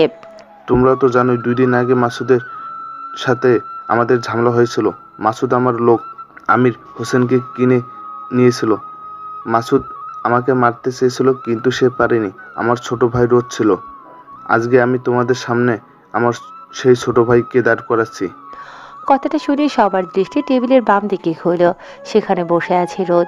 বয়সে কম, কিন্তু ওর চোখে এমন কিছু আছে যা বোঝা যায় না। হয়তো ক্ষুধা, হয়তো রক্তের তৃষ্ণা, হয়তো দুটোই বিদ্যমান। বিজয় হাত বাড়িয়ে রোদকে সামনে নিয়ে এলো। এ হলো আমার ছোট ভাই রোদ। আজকে থেকে মাফিয়ার চেয়ারে সে বসবে, আমার জায়গায় সে সামলাবে। ঘরে মুহূর্তেই চাপা গুঞ্জন। কুদ্দুস মাফিয়া, যে চট্টগ্রাম বন্দরের রাজা, সিগারেটের সাইজ ছেড়ে বলল। তার কণ্ঠে তা ছিল। পাশে বসা কয়েকজন মাথা নেড়ে সায় দিল। বিজয় কিছু বলার আগেই রোদ ধীরে ধীরে চেয়ার থেকে উঠে দাঁড়ালো। তার গায়ের কালো কোটের পকেট থেকে হাত বের করে টেবিলের উপর রাখলো। আঙুলের গাঁটগুলো শক্ত, শিরাগুলো ফুলে আছে। রোদ শান্ত স্বরে শুরু করলো, কিন্তু সেই স্বরের ভেতর এমন এক ধার ছিল যা কানের ভেতর ঢুকে যায়। বয়সের কথা বলছো কুদ্দুস ভাই? এই জগতে বয়স মাপে না। এখানে মাপে কার হাতের রক্ত কতদিন শুকায় না। ঘরে কেউ হাসলো না, বরং কয়েকজন সোজা হয়ে বসে পড়ল। আইনের কথা বলছো? আইন কেবল তাদের জন্য যারা ভয় পায়। আমরা ভয় পাই না। আর বিরোধী মাফিয়া, তাদের মাথা নিচু করতে যতটুকু সময় লাগে তার চেয়ে দ্রুত ছুরি গলায় বসানো যায়। সে ধীরে ধীরে ঘরে থাকা 10 জন মাফিয়ার দিকে তাকালো। প্রতিটি মুখে চোখ রাখলো, যেন একে একে সবাইকে মাপছে। মাফিয়া জগতের খেলাটা টাকা বা জমি দখলের নয়, এটা জীবন আর মৃত্যুর খেলা। জীবন কি জানো? জীবন হলো এক ফাঁকা রাস্তা, যেখানে আলো নেই, শুধু অন্ধকার। তুমি দৌড়াবে, কিন্তু জানবে না সামনে কে দাঁড়িয়ে আছে। মৃত্যু মৃত্যু হলো সেই অন্ধকারে দাঁড়িয়ে থাকা শিকারী। তুমি যদি থেমে যাও, সে তোমাকে গিলে ফেলবে। কুদ্দুসের দিকে তাকিয়ে ঠান্ডা হাসি দিল রোদ। আমি দৌড়াতে জানি ভাই, আমি থামতে জানি না। তো রোদ চেয়ার থেকে গ্লাস তুলে পানি ঢেলে খেয়ে নিল, তারপর বলল, আমরা সবাই বড় নাম, জেলার রাজা, কিন্তু রাজা হবার জন্য শুধু ভয় দেখাতে নয়, ভয়ের স্মৃতি দরকার। মানুষের মনে এমন ছবি এঁকে দিতে হয় যা তারা ঘুমের মধ্যেও ভুলবে না। আর শোনো, সবাই আকাশ ফিরেছে। এমপির ছেলে আকাশ, সে যে কোনো সময় যে কোনো কিছু করবে। বিজয় থামি রোদের দিকে তাকিয়ে আছে। সে হাতের আঙুল দিয়ে গ্লাসের গায়ে টুকটুক শব্দ করছে, তারপর এগিয়ে যায় কুদ্দুসের দিকে।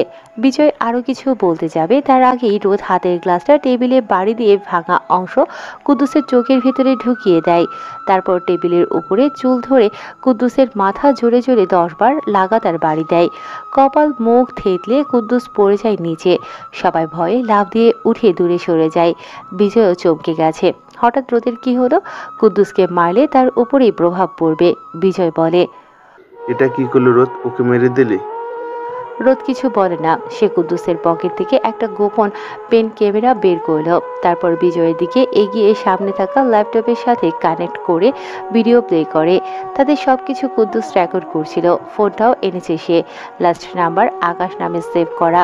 রোদের এমন কাজে বিজয় খুশি হয়। বিজয় হেসে উঠে বলল, দেখছো তো, এই আমার ভাই, যার চোখে ভয় নেই, যার হাতে দ্বিধা নেই।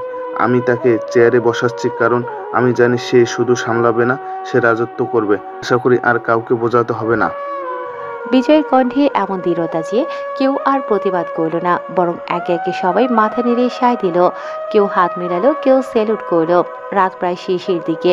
সবাই গোপন ঘর থেকে বের হতে লাগলো। বাইরে নদীর হাওয়া ঠান্ডা হয়ে বইছে। সকাল হয়েছে, অনেকটা সময় হয়ে গেছে। চারপাশে রোদের আলো ছড়িয়ে পড়েছে। বিজয়কে ডেকেছে কুয়াশা অনেকবার। এখন সে আয়নার সামনে দাঁড়িয়ে নিজের চুল ঠিক করছে। আজ তার জন্য বিশেষ দিন, কারণ ফাইনাল এক্সাম শুরু। তবে শুধু পড়াশোনা নয়, সাজগোজেও তার মনোযোগ কম না। সে হালকা নীল শাড়ি পরে চুলে খোপা করে গুজে দিল ছোট্ট সাদা ফুল।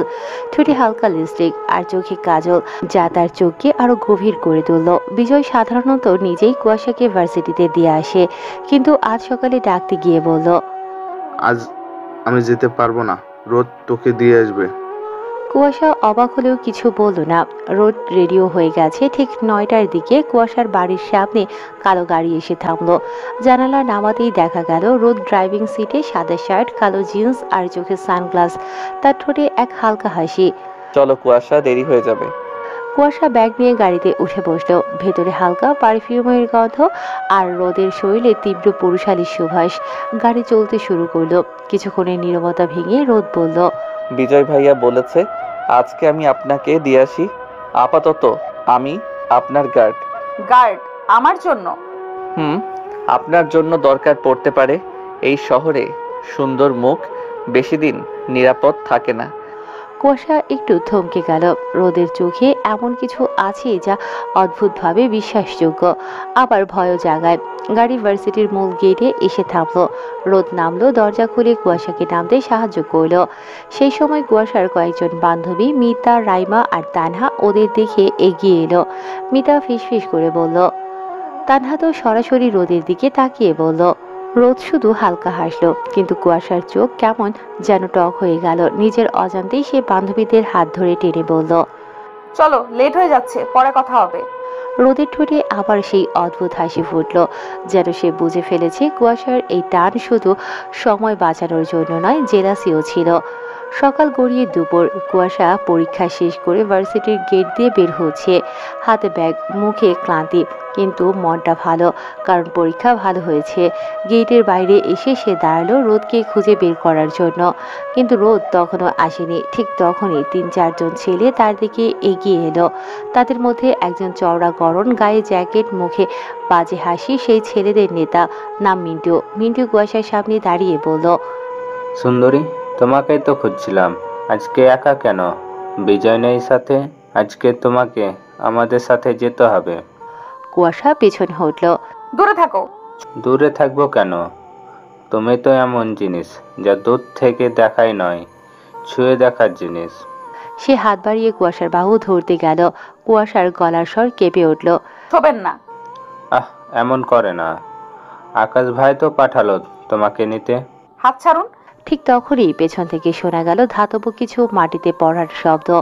মিন্টু আর তার দল পেছনে তাকাতেই দেখল রোদ দাঁড়িয়ে আছে, তার হাতে ভারী চেন, যা মাটিতে খসে স্নায়ু শীতল শব্দ করছে। রোদ ধীরে ধীরে এগিয়ে এলো, তার চোখে অদ্ভুত আগুন, ঠোঁটে শীতল হাসি। তার শরীরে হাত দেওয়ার জন্য হাতের শক্ত হাড় লাগে, আর আমি হাড় ভাঙতে খুব পছন্দ করি। হাত ছাড়ো। মিন্টু হেসে বলল, একজন এসছিস, আমাদের মারতে পারবি? আমরা 3 জন। রোদ কিছু বলল না। চেন ঘুরিয়ে সরাসরি মিন্টুর ডান কাঁধে মারল। বিকট শব্দে হাড় ভেঙে গেল। মিন্টু চিৎকার করে পিছু হটল। দ্বিতীয় জন ছুরি বের করতেই রোদ তার কবজি ধরে মুচড়ে দিল। হাড় থেকে চির শব্দ হলো, ছুরি মাটিতে পড়ে।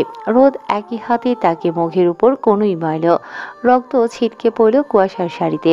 তৃতীয় জন পেছন থেকে লাঠি নিয়ে আসতেই রোদ হালকা ঝুঁকে লাঠিটা কেড়ে নিয়ে তার হাঁটুর দিকে সজোরে মারল। ঠাস করে হাঁটুর হাড় ভেঙে গেল।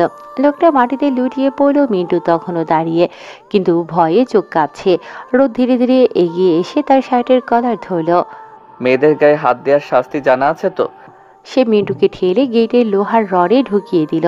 মিন্টুর মুখ থেকে দাঁত উড়ে গেল। রোদ তার কানে ফিসফিস করে বলল, আগামীতে যদি কুয়াশার দিকে তাকাস, তোর চোখটাই থাকবে না। সবাই মাতৃতে কাতরাচ্ছে। রোদ কুয়াশার দিকে তাকালো। কুয়াশার হাত ধরল রোদ।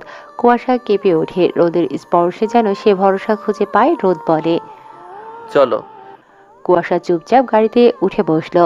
তার বুক ধকধক করছে, কিন্তু মনে হচ্ছে আজ সে রোদের এক অন্য রূপ দেখল, যা ভয়ঙ্কর কিন্তু তার নিরাপত্তার প্রতীক। গাড়ি চলে গেল। পেছনে পড়ে রইল মিন্টু আর তার গ্যাংয়ের রক্ত, ভাঙা হাড় আর রোদের ভয়ঙ্কর বার্তার স্মৃতি নিয়ে। এমপি মাসুদ নিহত হওয়ার খবর দেশের বড় বড় রাজনীতিক ও মাইক সার্কেলে আগুন ধরিয়ে দিয়েছিল। সে রাতটিতে মাসুদ মারা গেল। সেদিন ছিল তার বিজনেসের কাজে। আকাশ রাইসাকে ভালোবাসতো। আকাশের সাথে রাইসার বিয়ে ঠিক হয়, যদিও আকাশ সবসময় রাইসাকে বলতো, আমি তো বিদেশে পড়াশোনা আর ব্যবসা করি, বিয়ের পর তোমাকে সেখানে নিয়ে যাব। রাইসা জানতো আকাশ একজন ভদ্র শিক্ষিত ব্যবসায়ী পরিবারের ছেলে, কিন্তু সত্যি ছিল ভয়ঙ্কর। আকাশ বিদেশ থেকে শুধু পড়াশোনা করেনি, বরং মালয়েশিয়া, থাইল্যান্ড আর দুবাই হয়ে কন্টেইনার ভরে ড্রাগস আমদানি করত। তার বাবা এমপি মাসুদ দেশের রাজনীতি ও পুলিশে প্রভাব খাটিয়ে এইসব চালান নির্ভয়ে আনত। বাবার মৃত্যুর পর আকাশ নিজেকে সামলাতে পারেনি। লাশের কাছে দাঁড়িয়ে তার চোখ লাল হয়ে উঠেছিল। শুধু শোক নয়, প্রতিশোধের শপথে সে চোখে আগুন ছিল। যেই হোক, বাবাকে যে মেরেছে আমি তার রক্ত দিয়ে এই শহর রাঙাবো। আকাশ রোদের ছোট বোনকে তুলে আনার জন্য লোক পাঠিয়েছে। আকাশ ভালো করেই জানে রোদের পরিবার কারা। রোদ বিজয়দের রক্ষা করলেও ওর পরিবার থেকে দূরে। রিপাকে কয়েকজন ছেলে কলেজে বিরক্ত করে। এই যে মামুনি, প্রেম করবে নাকি একেবারে বিছানাতে যাবে? আপনারা কারা? আমার পথ আটকে দাঁড়াচ্ছেন কেন? আমাকে বাড়িতে যেতে দিন। এত তারা কিসে শোনা? আমাদের সাথে যাবে না? শরণ বলছি, আমার বাবাকে চিনেন না। আমার ভাইয়া কিন্তু আপনাদের মারবে। আহারে, ওই আজকে যেতে দে, আমরা পরে আসবো। রিপা দৌড়ে চলে যায় সেখান থেকে। ভয় কাঁদতে কাঁদতে বাড়িতে আসে। রত্না বলে, কি হয়েছে মা, কাঁদছিস কেন? মা আজকে আমার সাথে ছিল, সাথে কিছু ছেলে অনেক বাজে আচরণ করেছে। আচ্ছা, আমি তোর ভাইকে জানাচ্ছি। এমন সময় ম্যানেজারের ফোন। রত্না রিসিভ করে। ম্যাম, স্যারকে পুলিশ ধরে নিয়ে গেছে থানায়, জলদি আসেন। রত্নার হাত থেকে ফোন পড়ে যায়। হঠাৎ কি হলো, মাথা যেন কাজ করছে না। রিফাতকে ডেকে ওরা তিনজন বের হয়ে পড়ে। আসলে আজ সকালে মোস্তফাকে একটি স্টেলের জিপে উঠিয়ে নিয়ে আসা হয়েছে থানায়। তিনি বুঝতে পারছে না হঠাৎ কেন পুলিশ আসবে, তাকে সবার সামনে কেন থানায় নিয়ে যাচ্ছে। নিজেকে শান্ত রাখার চেষ্টা করে। রত্না আবার ম্যানেজারকে কল দেয়। ভাই, কিছু করতে পারলেন? ম্যাম, পুলিশ নাকি ফ্যাক্টরিতে এসে মাছের পেটে কোকেন পেয়েছে। স্যার নাকি মাছের পেটে ড্রাগস পাচার করে। মানে? ওরা যেন আকাশ থেকে পড়ে। পুলিশ এসব কি বলছে? ওরা দ্রুত পুলিশ স্টেশনের ভেতরে আসে। একজন মধ্যবয়সী অফিসার কঠোর চেহারায় জিজ্ঞেস করল। মোস্তাক শান্ত স্বরে বলল, অফিসার, আমি তো মাছের ব্যবসায় নিযুক্ত। ড্রাগস কোথা থেকে এসেছে আমি জানি না, হয়তো কেউ আমাকে ফাঁসানোর চেষ্টা করছে। অন্য একজন পুলিশ অফিসার কাগজপত্র হাতড়ে বলল। মোস্তাকের চোখে আতঙ্কের বদলে একটা বিচক্ষণতা ফুটে উঠল। সে ভেতরে কিছু একটা বুঝতে পারছে, কিন্তু এখন মুখ খোলা ঠিক হবে না। থানায় এমন সময় ঢুকে মোস্তাকের পরিবার, রত্না, রিফাত আর রিপা। তারা থানায় গেটের সামনে দাঁড়িয়ে, সবাই হতবাক, দিশেহারা। রত্না জোরে চেঁচালো, অফিসার, আমার হাজবেন্ডকে কেন ধরে নিয়েছেন? ও তো নিষ্পাপ। একজন অফিসার ঘাড় নেড়ে বলল, আমাদের হাতে তথ্য আছে, তাই তাকে আটক করছি। রত্না কান্নায় ভেঙে পড়ল, আমার হাজবেন্ডকে ফাঁসানো হয়েছে। আমি জানি এটা ঠিক নয়, আপনি একটু তদন্ত করুন। রত্নার চোখ থেকে জল গড়িয়ে পড়ে, কিন্তু মুখে দৃঢ়তা যেন আরো বেড়ে যাচ্ছে। রিফাত বাবার সামনে দাঁড়িয়ে অফিসারদের দিকে ঘুরে বলল, আমাকে বলুন, কেন বাবাকে ধরেছেন? আমি মিথ্যা কথা বলছি না, উনি কখনো বাজে কাজ করবে না। একটি ছোট্ট অফিসে 3 পুলিশ অফিসার বসে আলোচনা করছে। আমি নিশ্চিত এই তথ্যের উৎস? প্রথম অফিসার জিজ্ঞেস করল। দ্বিতীয় অফিসার বলল, মোস্তাক মাছের ব্যবসা করে, এটা অদ্ভুত। ড্রাগস মাছের সঙ্গে কিভাবে আসে? হয়তো কেউ ষড়যন্ত্র করছে। তৃতীয় অফিসার যোগ করল। পুলিশেরা যেন ওদের কোনো কথাই শুনছে না। ওদিকে আকাশ নিজের ঘরে একাই বসে মোবাইলের স্ক্রিনে দেখে হাসে। সে জানে মোস্তাককে ধরানোতে তার একটা বড় ভূমিকা আছে, কিন্তু সেটা কেউ জানবে না। সে কণ্ঠস্বরে বলল, রোদ, তোমার বাবাকে ফাঁসালাম, এখন দেখা যাক তুমি বাঁচতে পারো কিনা। আকাশের চোখে একটা শীতল রাগ ঝলসে উঠল। সে এখন অনেক বেশি শক্তিশালী হয়ে উঠেছে। রোদের পতন তার জন্য বড় একটা জয়। অপরদিকে রত্না থানার বারান্দায় দাঁড়িয়ে কান্নায় ভেঙে পড়ল। আমার হাজবেন্ডকে কেন ফাঁসালো? ও তো আমাদের সব কিছুর জন্য লড়াই করেছে। মাছের ব্যবসা, বাইরে তার কোনো অন্য জায়গাতেও যোগ নেই। কেউ আমাদের সাহায্য করবে। মা, কেঁদো না, আমি দেখছি। রত্না চোখ বন্ধ করে কাঁদতে থাকে। রিফাত বারবার দরজায় কড়া হাতে ঠক ঠক করে ডাকে, আমার বাবাকে কেন আটক রাখা হয়েছে? ও নির্দোষ। এই পুরো মামলায় কোনো যুক্তি নেই। আমাদের সাথে কথা বলানো না। দেখো, তোমার বাবা এখন আমাদের কারাগারে। তুমি এখানে দাঁড়িয়ে আছো কেন? বাইরে যাও, কোনো চিৎকার চলবে না। আমি বাইরে যাব না। আপনি শুনেন, আমার বাবাকে আপনি কেন ধরেছেন? ও মাছ ব্যবসায়ী। মাছের পেটে ড্রাগস কিভাবে আসলো? 20 বছর ধরে মাছ বিজনেস করে উনি। এটা একটা ষড়যন্ত্র। কজন পুলিশ অফিসার ঠান্ডা গলায় বলে, তুমি ছোট বাচ্চা নাই, আমরা জানি কি করবে। এখন এই কথা বন্ধ করো, আমাদের কাজ চলছে। আপনারা কি শুধু তথ্যের উপর বিশ্বাস করেন?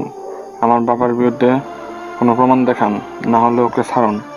একজন পুলিশ অফিসার এবার গম্ভীর গলায়, তোমার বাবা সন্দেহভাজন। আমরা সিদ্ধান্ত নিয়েছি তাকে কোর্টে চালান করব। মগের মূল্যক, ও নির্দোষ। বাইর হও, না হলে আমরা ব্যবস্থা নেব। রিফাত চিৎকার করে বলল, আমি বের হচ্ছি, কিন্তু আমার বাবার জন্য লড়াই থামাবো না। রত্না পাশে এসে হাত ধরে বলল, চুপ কর রিফাত, এখানে আর কিছু হবে না। চল, উকিল ধরতে হবে। ম্যানেজার সাহেব চলুন। এমন সময় একটা কালো গাড়ি এসে থামে থানার সামনে। গাড়ি থেকে নামে রোদ। তারপর রোদের গাড়িটা থামলো থানার সামনে। কালো রঙের গাড়ি, একদম সিগনেচার ধরনের, যেখানে প্রতি ডিটেল থেকে ঝকঝকে সাফল্যের ছাপ পড়ছিল। গাড়ির দরজা খুলতে গার্ডরা একটু সংকোচ করলো, কারণ তারা জানতো সেই গাড়ির ভেতর কারা আছে। দরজা খুলতেই বেরিয়ে এলো রোদ। তার চেহারায় ছিল অদম্য জেদ, আর চোখে কালো চশমার আড়ালে একটা অজানা কঠোরতা। কালো কোটের গোছালো পোশাক, স্নিগ্ধ অথচ ধূসর আওয়াজ যেন একটুখানি শীতল আগুন। আর যে ক্ষোভ আর ভালোবাসার মিশ্রণ তার গায়ে মাখানো, তা প্রাথমিক নজরে ধরা দিচ্ছিল। রোদ ধীরে ধীরে থানার দরজা খুলে ভেতরে প্রবেশ করলো। গার্ডেরা হকচকিয়ে দাঁড়িয়ে রোদকে জোরে চুপ করে দেখতে লাগলো। পুলিশরাও আড়াল থেকে চোখ রেখেছিল। সবাই জানতো বিজয় এই এলাকার মাফিয়ার নাম, আর রোদ সেই বিজয়ের ছোট ভাই, যাকে এখন আন্ডারওয়ার্ল্ডের নেতা হিসেবে স্বীকৃতি মিলেছে। রোদ, হঠাৎ কেউ কণ্ঠ মৃদু করে কাঁপতে লাগলো। সামনে দাঁড়িয়ে ছিল রত্না, রোদের সৎমা, যিনি আগে রোদকে মিথ্যে অভিযোগে বাড়ি থেকে বের করেছিল সোনার চেন চুরির অপরাধে, যার জন্য রোদকে বাড়ি থেকে বের করে দিয়েছিল সেই নারী। পাশাপাশি ছিল তার সৎ ভাই রিফাত ও বোন রিপা। তাদের চোখে এখন অবিশ্বাস আর ভয়ের মিশ্রণ। রত্নার মুখে উঠে এলো প্রশ্ন, যেন শব্দগুলো গলা আটকে যেতে বসেছে। রোদ, তুমি? রোদ ধীরে ধীরে তাদের দিকে তাকালো। চোখের ভেতর থেকে আগুন ছড়ল, অথচ কণ্ঠ স্থির ছিল। রিফাত পেছনে সরতে লাগলো, কণ্ঠ কাঁপিয়ে বলল, ভাইয়া তুমি এখানে কিভাবে? রত্নার কণ্ঠ আরো ভেঙে পড়ল। বিশ্বাস হচ্ছে না তুমি আসবে? রোদ ধীরে ধীরে এগিয়ে এলো, তার পা যেন এক একটা প্রতিশোধের সিঁড়ি। আপনি আমার নিজের মা না হলেও আপনার স্বামী আমার নিজের বাবা, তাকে ছাড়াতে এসেছি। এই কথা শুনে কেউ আর কিছু বলতে পারল না। গায়ে কাটা দিয়ে উঠল। রোদ যেন ঝড় বয়ে নিয়ে এসেছিল থানার ভেতর থমথমে আবহাওয়া। পুলিশেরা হুড়মুড় করে পেছনে সরে গেল। সবাই জানতো রোদ বিজয়ের ছোট ভাই, তাই তার সামনে দাঁড়ানো মানে বিপদের মুখোমুখি হওয়া। রোদ ধীরে ধীরে থানার ভেতর ঢুকলো। তার চোখে ঝলসানো আগুন আর বুকে বেঁধে রাখা আঘাত। হাজারো স্মৃতি, হাজারো বেদনার আজ ছিল তার ভেতর জমে। আমার বাবাকে কেন আটকিয়েছেন? মোস্তাক আপনার বাবা? সার্টিফিকেট বের করতে হবে? না না, আমরা জানতাম না উনি আপনার বাবা, কিন্তু আমাদের ইনফরমেশন ছিল উনি ড্রাগস বিজনেস করে। আমার কাছেও তো ইনফরমেশন আছে। আপনারা বাড়িতে ড্রাগস রেখে দেন। বলুন, খবরটা কি উপর মহলে জানাবো? না না, বুঝতে পেরেছি, তাকে ফাঁসানো হয়েছে, এখন ছেড়ে দিচ্ছি। অফিসার নিজে এসে দরজা খুলে দেয়। মোস্তাক অবাক হয় রোদকে দেখে। মোস্তাক বের হয়। রিফাত, রত্না, রিফা এসে মোস্তাককে জড়িয়ে ধরে। রোদ চলে আসার জন্য বাইরে আসে, পেছন থেকে ডাক দেয় মোস্তাক। রোদ। রোদ দাঁড়ায়। মোস্তাক এসে রোদের সামনে দাঁড়ায়। মোস্তাক জানে না রোদ এখন কি করে, তবে আজকে রোদ না থাকলে ছাড়া পেত না। মোস্তাক বলে, আমি জানতাম তুই আসবি। কেমন আছিস? ভালো থাকি এখন। বাবা, রোদ অনেক মিস করছি রে। সেসবের প্রয়োজন নেই। আপনার দেওয়া 2 লাখ টাকা এনেছি, ফেরত নিন। আর এই যে চেইনটা দেখছেন, এটা আমার মায়ের গহনা বিক্রি করে কিনেছিলাম একজনের জন্য, কিন্তু সেটা আর হয়নি। টাকাটা চেয়েছিলাম এজন্য, ফেরত নিন সব। আমি জানি না রে, রত্নার কথা সব পরে আমি শুনে ফেলেছিলাম। আমাকে মাফ করে দেওয়া যায় না বাবা? তুই বললে আমি ওদেরকে এক্ষুনি বাড়ি থেকে বের করে দেব। তার দরকার নেই। আমি একা থাকতে শিখেছি। আপনার মতো 10টা বাড়ি আমি কিনে নিতে পারি। ভালো থাকেন। রোদ আবার পা বাড়ায়। পেছন থেকে রিফাত আর রিপা দৌড়ে এসে সামনে দাঁড়ায়। রোদকে জড়িয়ে ধরে বলে, ভাইয়া আমাদের মাফ করে দাও, আমরা ভুল করেছি ভাইয়া, আর হবে না। আচ্ছা ঠিক আছে, তবে তোরা এখন বাড়ি থেকে বের হবি না।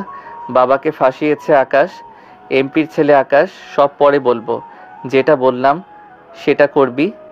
রোদ চলে যায়। রত্না শুধু দেখছে, ডাকার সাহস হয়নি আর।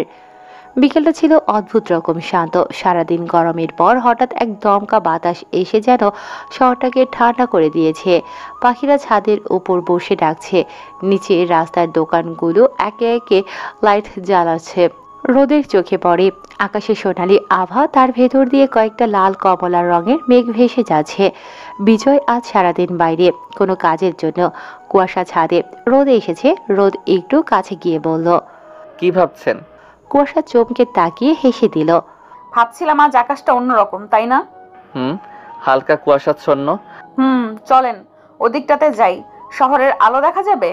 রোদ হালকা হেসে উত্তর দিল, আপনার জন্য পুরো সন্ধ্যা রিজার্ভ, চলুন। দুজন একসাথে হাঁটে, যেন পায়ের সাথে পা মিলিয়ে যাচ্ছে। বাতাসে হালকা শীতলতা, গন্ধে ভিজে ধুলোর সাথে কোথাও কোথাও জুঁই ফুলের সুবাস। চারপাশে শহরের কোলাহল থাকলেও ছাদে যেন এক অন্যরকম শান্তি। কুয়াশা দু হাত মেলে বাতাসে দাঁড়ালো, চুলগুলো উড়ে এসে গালে লাগছে। রোদ তাকিয়ে রইল কিছুক্ষণ, তারপর ধীরে বলল, এমন সময় আমার খুব পছন্দ। শহর যখন দিনের ক্লান্তি ঝেড়ে রাতে ঢুকছে, খুব ভালো লাগে দেখতে। কুয়াশা হেসে উত্তর দিল, আমারও, তবে আজ অন্যরকম লাগছে। অন্যরকম কেন? কারণ আজ এই সময়টা আমি আপনার সাথে কাটাচ্ছি আর আপনি আমার পাশে আছেন। রোদের মুখে হালকা বিস্ময়, তারপর নরম হাসি ফুটে উঠল। তারা ছাদের এক কোণায় গিয়ে দাঁড়ালো, যেখান থেকে পুরো শহর দেখা যায়। কিছুক্ষণ চুপচাপ বাতাসের শব্দ আর দূরের গানের সুর শুনছিল দুজনেই। তারপর কুয়াশা ধীরে বলল, আপনি জানেন রোদ, আমার ভাইয়া আমার সব কিছু। বাবা মা চলে যাওয়ার পর সেই আমার পরিবার। আমি বুঝতে পারি বিজয় ভাইয়ের চোখে আপনার প্রতি ভালোবাসা স্পষ্ট। কুয়াশা কিছুক্ষণ নীরব, তারপর বলল, তাই আমি ঠিক করেছি যে মানুষটা আমার ভাইয়াকে রক্ষা করবে, আমার ভাইয়ের পাশে থাকবে, তাকে আমি ভালোবাসবো। রোদের বুকের ভেতর কেমন ধাক্কা লাগলো, যেন সে চমকে যায়। মানে আমি আপনাকে ভালোবাসি রোদ। রোদ চুপ করে রইল কিছুক্ষণ। বাতাস যেন আরো ধীর হয়ে এলো। বেশ কিছু সময় পর রোদ বলল, কুয়াশা, আমি ভয় পাচ্ছি। ভয় কেন? আমি আগে রাইসা নামে একজনকে ভালোবাসতাম। আমি ভাবতাম সেই আমার সব, কিন্তু সে আমাকে ধোঁকা দিয়েছে। তখন মনে হয়েছিল ভালোবাসা হয়তো শুধু কষ্ট দেওয়ার জন্যই আসে। কুয়াশা রোদের চোখে চোখ রেখে বলল, সব ভালোবাসা একরকম নয়, কেউ এসে ভাঙে, কেউ এসে গড়ে দেয়। আমি প্রতিশ্রুতি দিচ্ছি, আমার ভালোবাসা দিয়ে আপনার ভেতরের সব ভাঙা জায়গা সাজিয়ে দেব। রোদের চোখে পানি এসে গেল, যেন সে কাপা গলায় বলে, আমি জানি না আমি পারবো কিনা আবার কাউকে বিশ্বাস করতে। বিশ্বাসের শুরু হয় ভরসা থেকে, আর আমি আপনার হাত ধরে সেই ভরসা দিতে চাই। রোদ হঠাৎ একটু মুচকি হেসে বলল, আপনি তো অনেক বড় বড় কথা বলছেন। বড় কথা না, বড় প্রতিশ্রুতি। আমি বিশ্বাস করি একদিন আপনি হাসি মুখে বলবেন, কুয়াশা সবচেয়ে সুন্দর সিদ্ধান্ত। রোদ মজা করে বলল, ঠিক আছে, তবে শর্ত মানতে হলে আপনাকে রান্না শিখতে হবে। আমি তো ভালো রান্না করি। তাহলে কাল প্রমাণ দেন। দুজনে হেসে ফেললো। বাতাসে যেন এক হালকা উষ্ণতা এসে গেল। এই হাসি ঠাট্টার মাঝেই সিঁড়ি দিয়ে পায়ের শব্দ শোনা গেল। বিজয় ছাদে উঠল, হাতে একটা কোল্ড ড্রিঙ্কের বোতল। সে প্রথমে কিছু বলল না, শুধু দাঁড়িয়ে তাদের দিকে তাকিয়ে রইল। বিজয় সব শুনেছে। কুয়াশা খেয়াল করতেই লজ্জায় মুখ লাল হয়ে গেল। ভাইয়া, আপনি কখন এলেন? যখন তোমরা প্রেম করছিলে, কুয়াশা বলেছিল আমি তোমাকে ভালোবাসি, তখনই। রোদ বিব্রত হয়ে কিছু বলার চেষ্টা করল। বিজয় ভাই, আসলে কিছুই না, সব শুনেছি। দুজনেই চুপচাপ দাঁড়িয়ে। বিজয় গভীরভাবে দুজনের দিকে তাকিয়ে বলল, রোদ, তুই আমার জীবন বাঁচিয়েছিস, আমার বোনকে সুখী করার প্রতিশ্রুতি তোর মাঝে দেখি। এর ভালো পাত্র আমি আর পাবো না। তাহলে আর দেরি কিসের? তোদের বিয়ের ব্যবস্থা করে ফেলি, কি বলিস? কুয়াশা লজ্জায় মাথা নিচু করল। রোদও কিছুক্ষণ চুপ করে থেকে বলল, আপনি তো হঠাৎ করেই। হঠাৎ নয়, ঠিক সময়ে। জীবন ছোট রোদ, যা ভালোবাসিস তা আঁকড়ে ধর। কুয়াশা, তোকেও বলছি। দুজন যেন আরো লজ্জা পায়। ছাদের বাতাস আবার হালকা হয়ে এলো, চারপাশে শহরের আলো ঝলমল করছে। রোদ কুয়াশার দিকে তাকিয়ে ধীরে বলল, তুমি সত্যি আমার জীবনের আলো হতে চাও? শুধু আলো না, তোমার প্রতিটা অন্ধকার মুছে দিতে চাই। বিজয় আবার কান পাতে। বিজয়ের খুব ভালো লাগছে ওদের কথা শুনতে। সে বলে, ঠিক আছে, তাহলে আগামীকাল থেকে বিয়ের প্রস্তুতি শুরু। আমি নিজেই সব করব। রোদের বুকের ভার যেন এক মুহূর্তেই হালকা হয়ে গেল। হয়তো কুয়াশা ঠিকই বলেছিল, সব ভালোবাসা একরকম নয়, কেউ এসে ভাঙে, কেউ এসে গড়ে দেয়। পরের সকাল থেকেই বাড়ির ভেতর যেন উৎসবের আমেজ। বিজয় নিজের হাতে বাজার করে আনছে, কুয়াশা আর রোদ মিলে সাজসজ্জার প্ল্যান করছে। কুয়াশা চুল বাঁধতে বাঁধতে রোদকে বলল, রোদ, আমি চাই আমার বিয়ের শাড়িটা তুমি নিজে পছন্দ করো। রোদ অবাক হয়ে হাসলো, তারপর বলল, তুমি তো কনের পোশাক নিজে পছন্দ করার কথা। না, আমি চাই তুমি যেটাতে আমাকে দেখতে চাইবে সেটাই পরি। রোদের চোখে তখন একরাশ মায়া এসে পড়ল। এভাবেও ভালোবাসতে পারে। রোদ বলে, তুমি জানো তো আমি রঙের চেয়ে মানুষটাকে বেশি দেখি। তুমি যেটাই পরবা আমি সেটাতেই তাকিয়ে থাকবো। তবুও কাল আমরা শপিং এ যাব, কথা ফাইনাল। তুমি যেটা পছন্দ করে দিবা আমি পরবো। দুজনে একে অপরের হাত ধরে রাখে। পরের দিন বাড়ির ছাদ, বারান্দা, উঠোন সব জায়গা সাজানোর কাজ চলছে। রোদ কুয়াশাকে ফুলের মালা গাঁথতে সাহায্য করছে। হঠাৎ একগুচ্ছ ফুল ছিঁড়ে কুয়াশার চুলে গুজে দিল রোদ। এখন তো তুমি পুরো ফুলপরি হয়ে গেলে। কুয়াশা মুচকি হেসে বলল, আর তুমি আমার রোদ, আমার রোদ রাজা। রোদ রাজা? রোদ হেসে ফেললো, তারপর বলে, এই উপাধি কিন্তু এক্সক্লুসিভলি তোমার জন্যই থাকবে। সুন্দর তো নামটা। দুজনে আরো খুনসুটি করে। তবে ওদিকে আনন্দের মাঝেও বিজয়ের চোখে মাঝে মাঝে এক অদ্ভুত ভাব দেখা যায়। রাতের বেলা ছাদের এক কোণে ফোনে ফিস ফিস করে কথা বলে সে। হ্যাঁ ফারুক, রোদ এখন ব্যস্ত, আমি আসবো। বিয়ের আগে রোদকে কোনো মিশনে পাঠাবো না। আচ্ছা, আমি দেখছি। বিজয় কি করবে বুঝতে পারছে না। রোদের কিছু হলে ওর বোন একদমই বাঁচবে না। রোদকে কোনোভাবেই পাঠানো যাবে না। ওদিকে আকাশ খেলছে নতুন খেলা।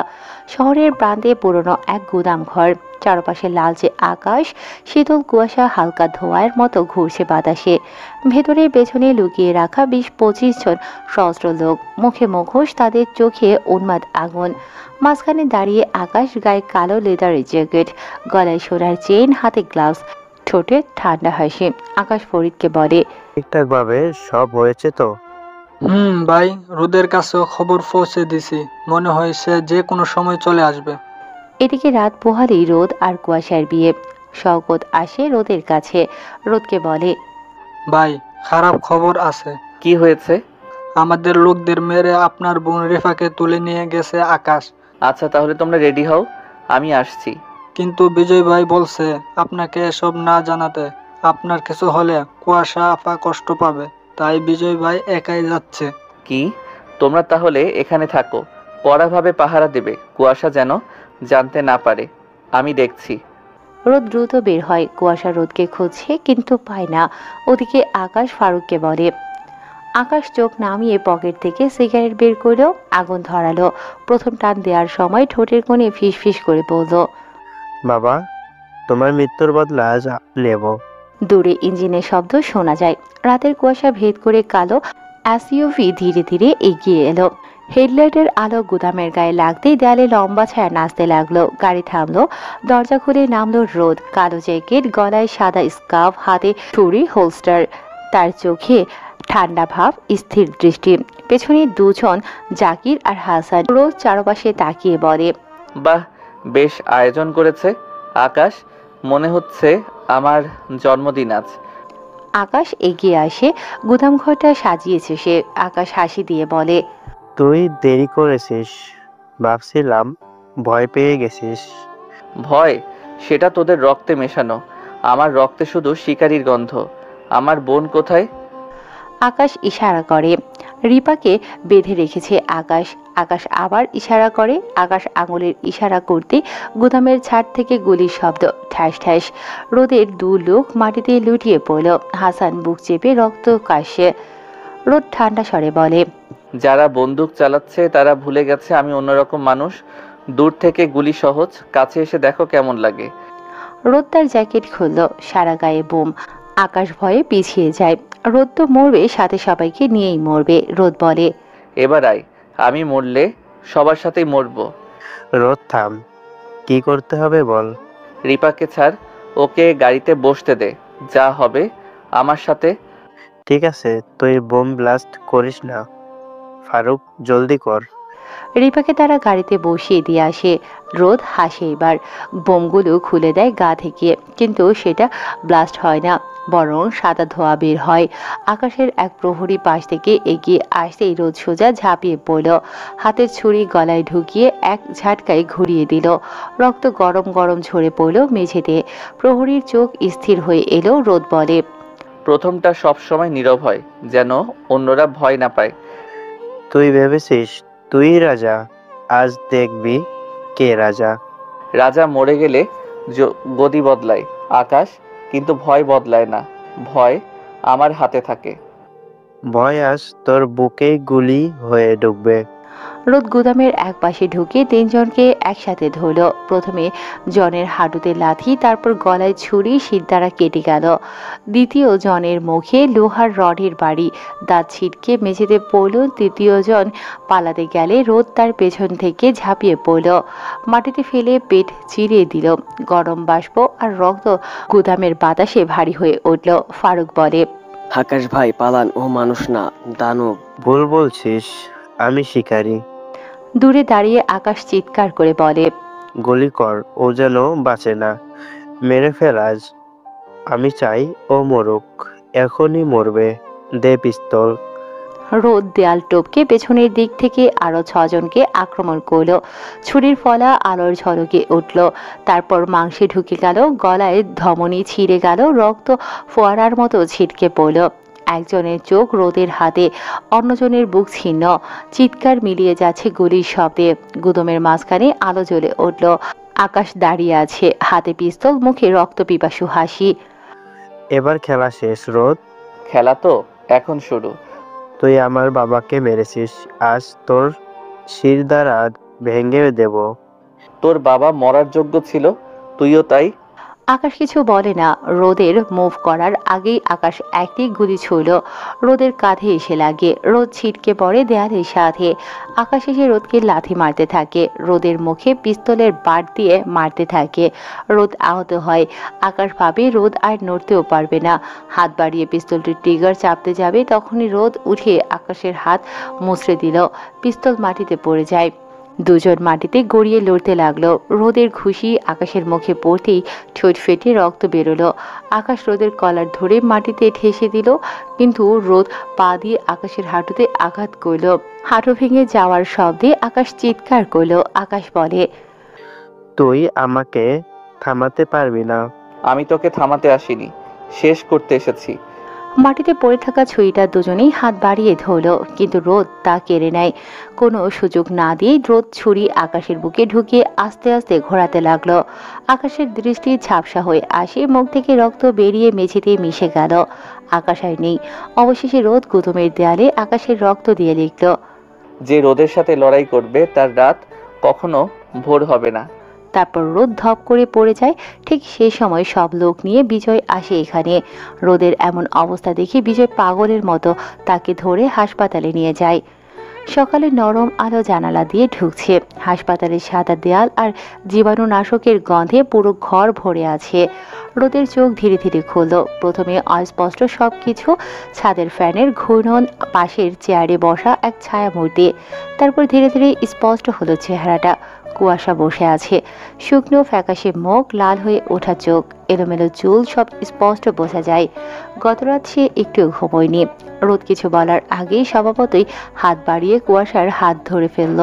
কুয়াশা চমকে তাকালো, তার চোখে জল আবার চিকচিক করে উঠল। তুমি ঠিক আছো?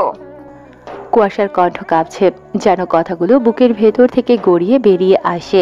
রোদ হালকা হাসি দিয়ে বলল, ঠিক আছি কুয়াশা, কিন্তু তোমার চেহারার কি হাল করেছো? মনে হচ্ছে আমি না তুমি গুলির শিকার। মজা করছো? জানো তুমি যদি না বাঁচতে তাহলে আমার কি হতো? আমি কাকে নিয়ে বাঁচতাম?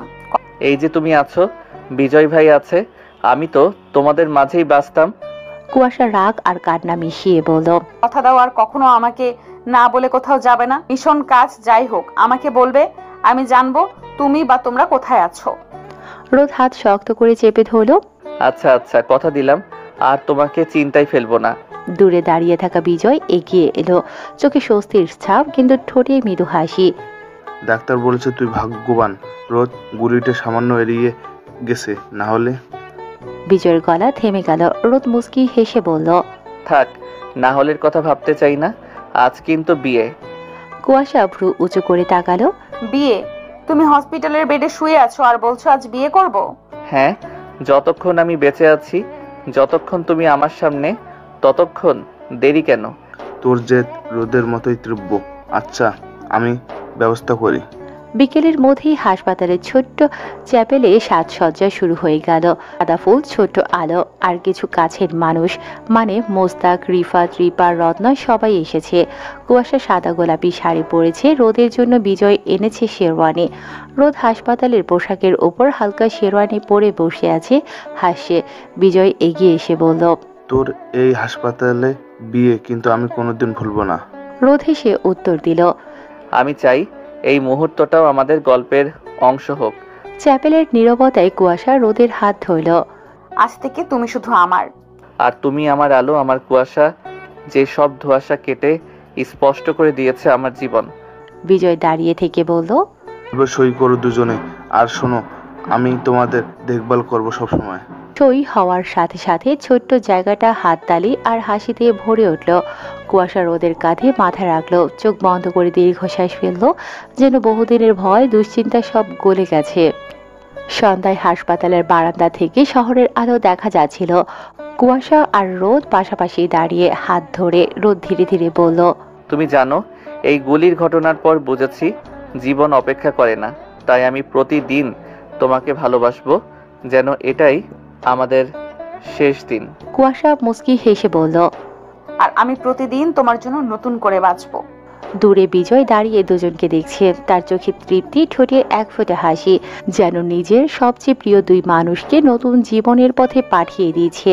শহরের আলোয়, হাসপাতালের নীরবতায় রোদ, কুয়াশা, বিজয় তিনজনের জীবন নতুন অধ্যায় পা রাখলো। এবার আর গুলির ভয় নেই, নেই অজানা আতঙ্ক, শুধু ভালোবাসা, হাসি আর একসাথে কাটানো ভবিষ্যতের প্রতিশ্রুতি।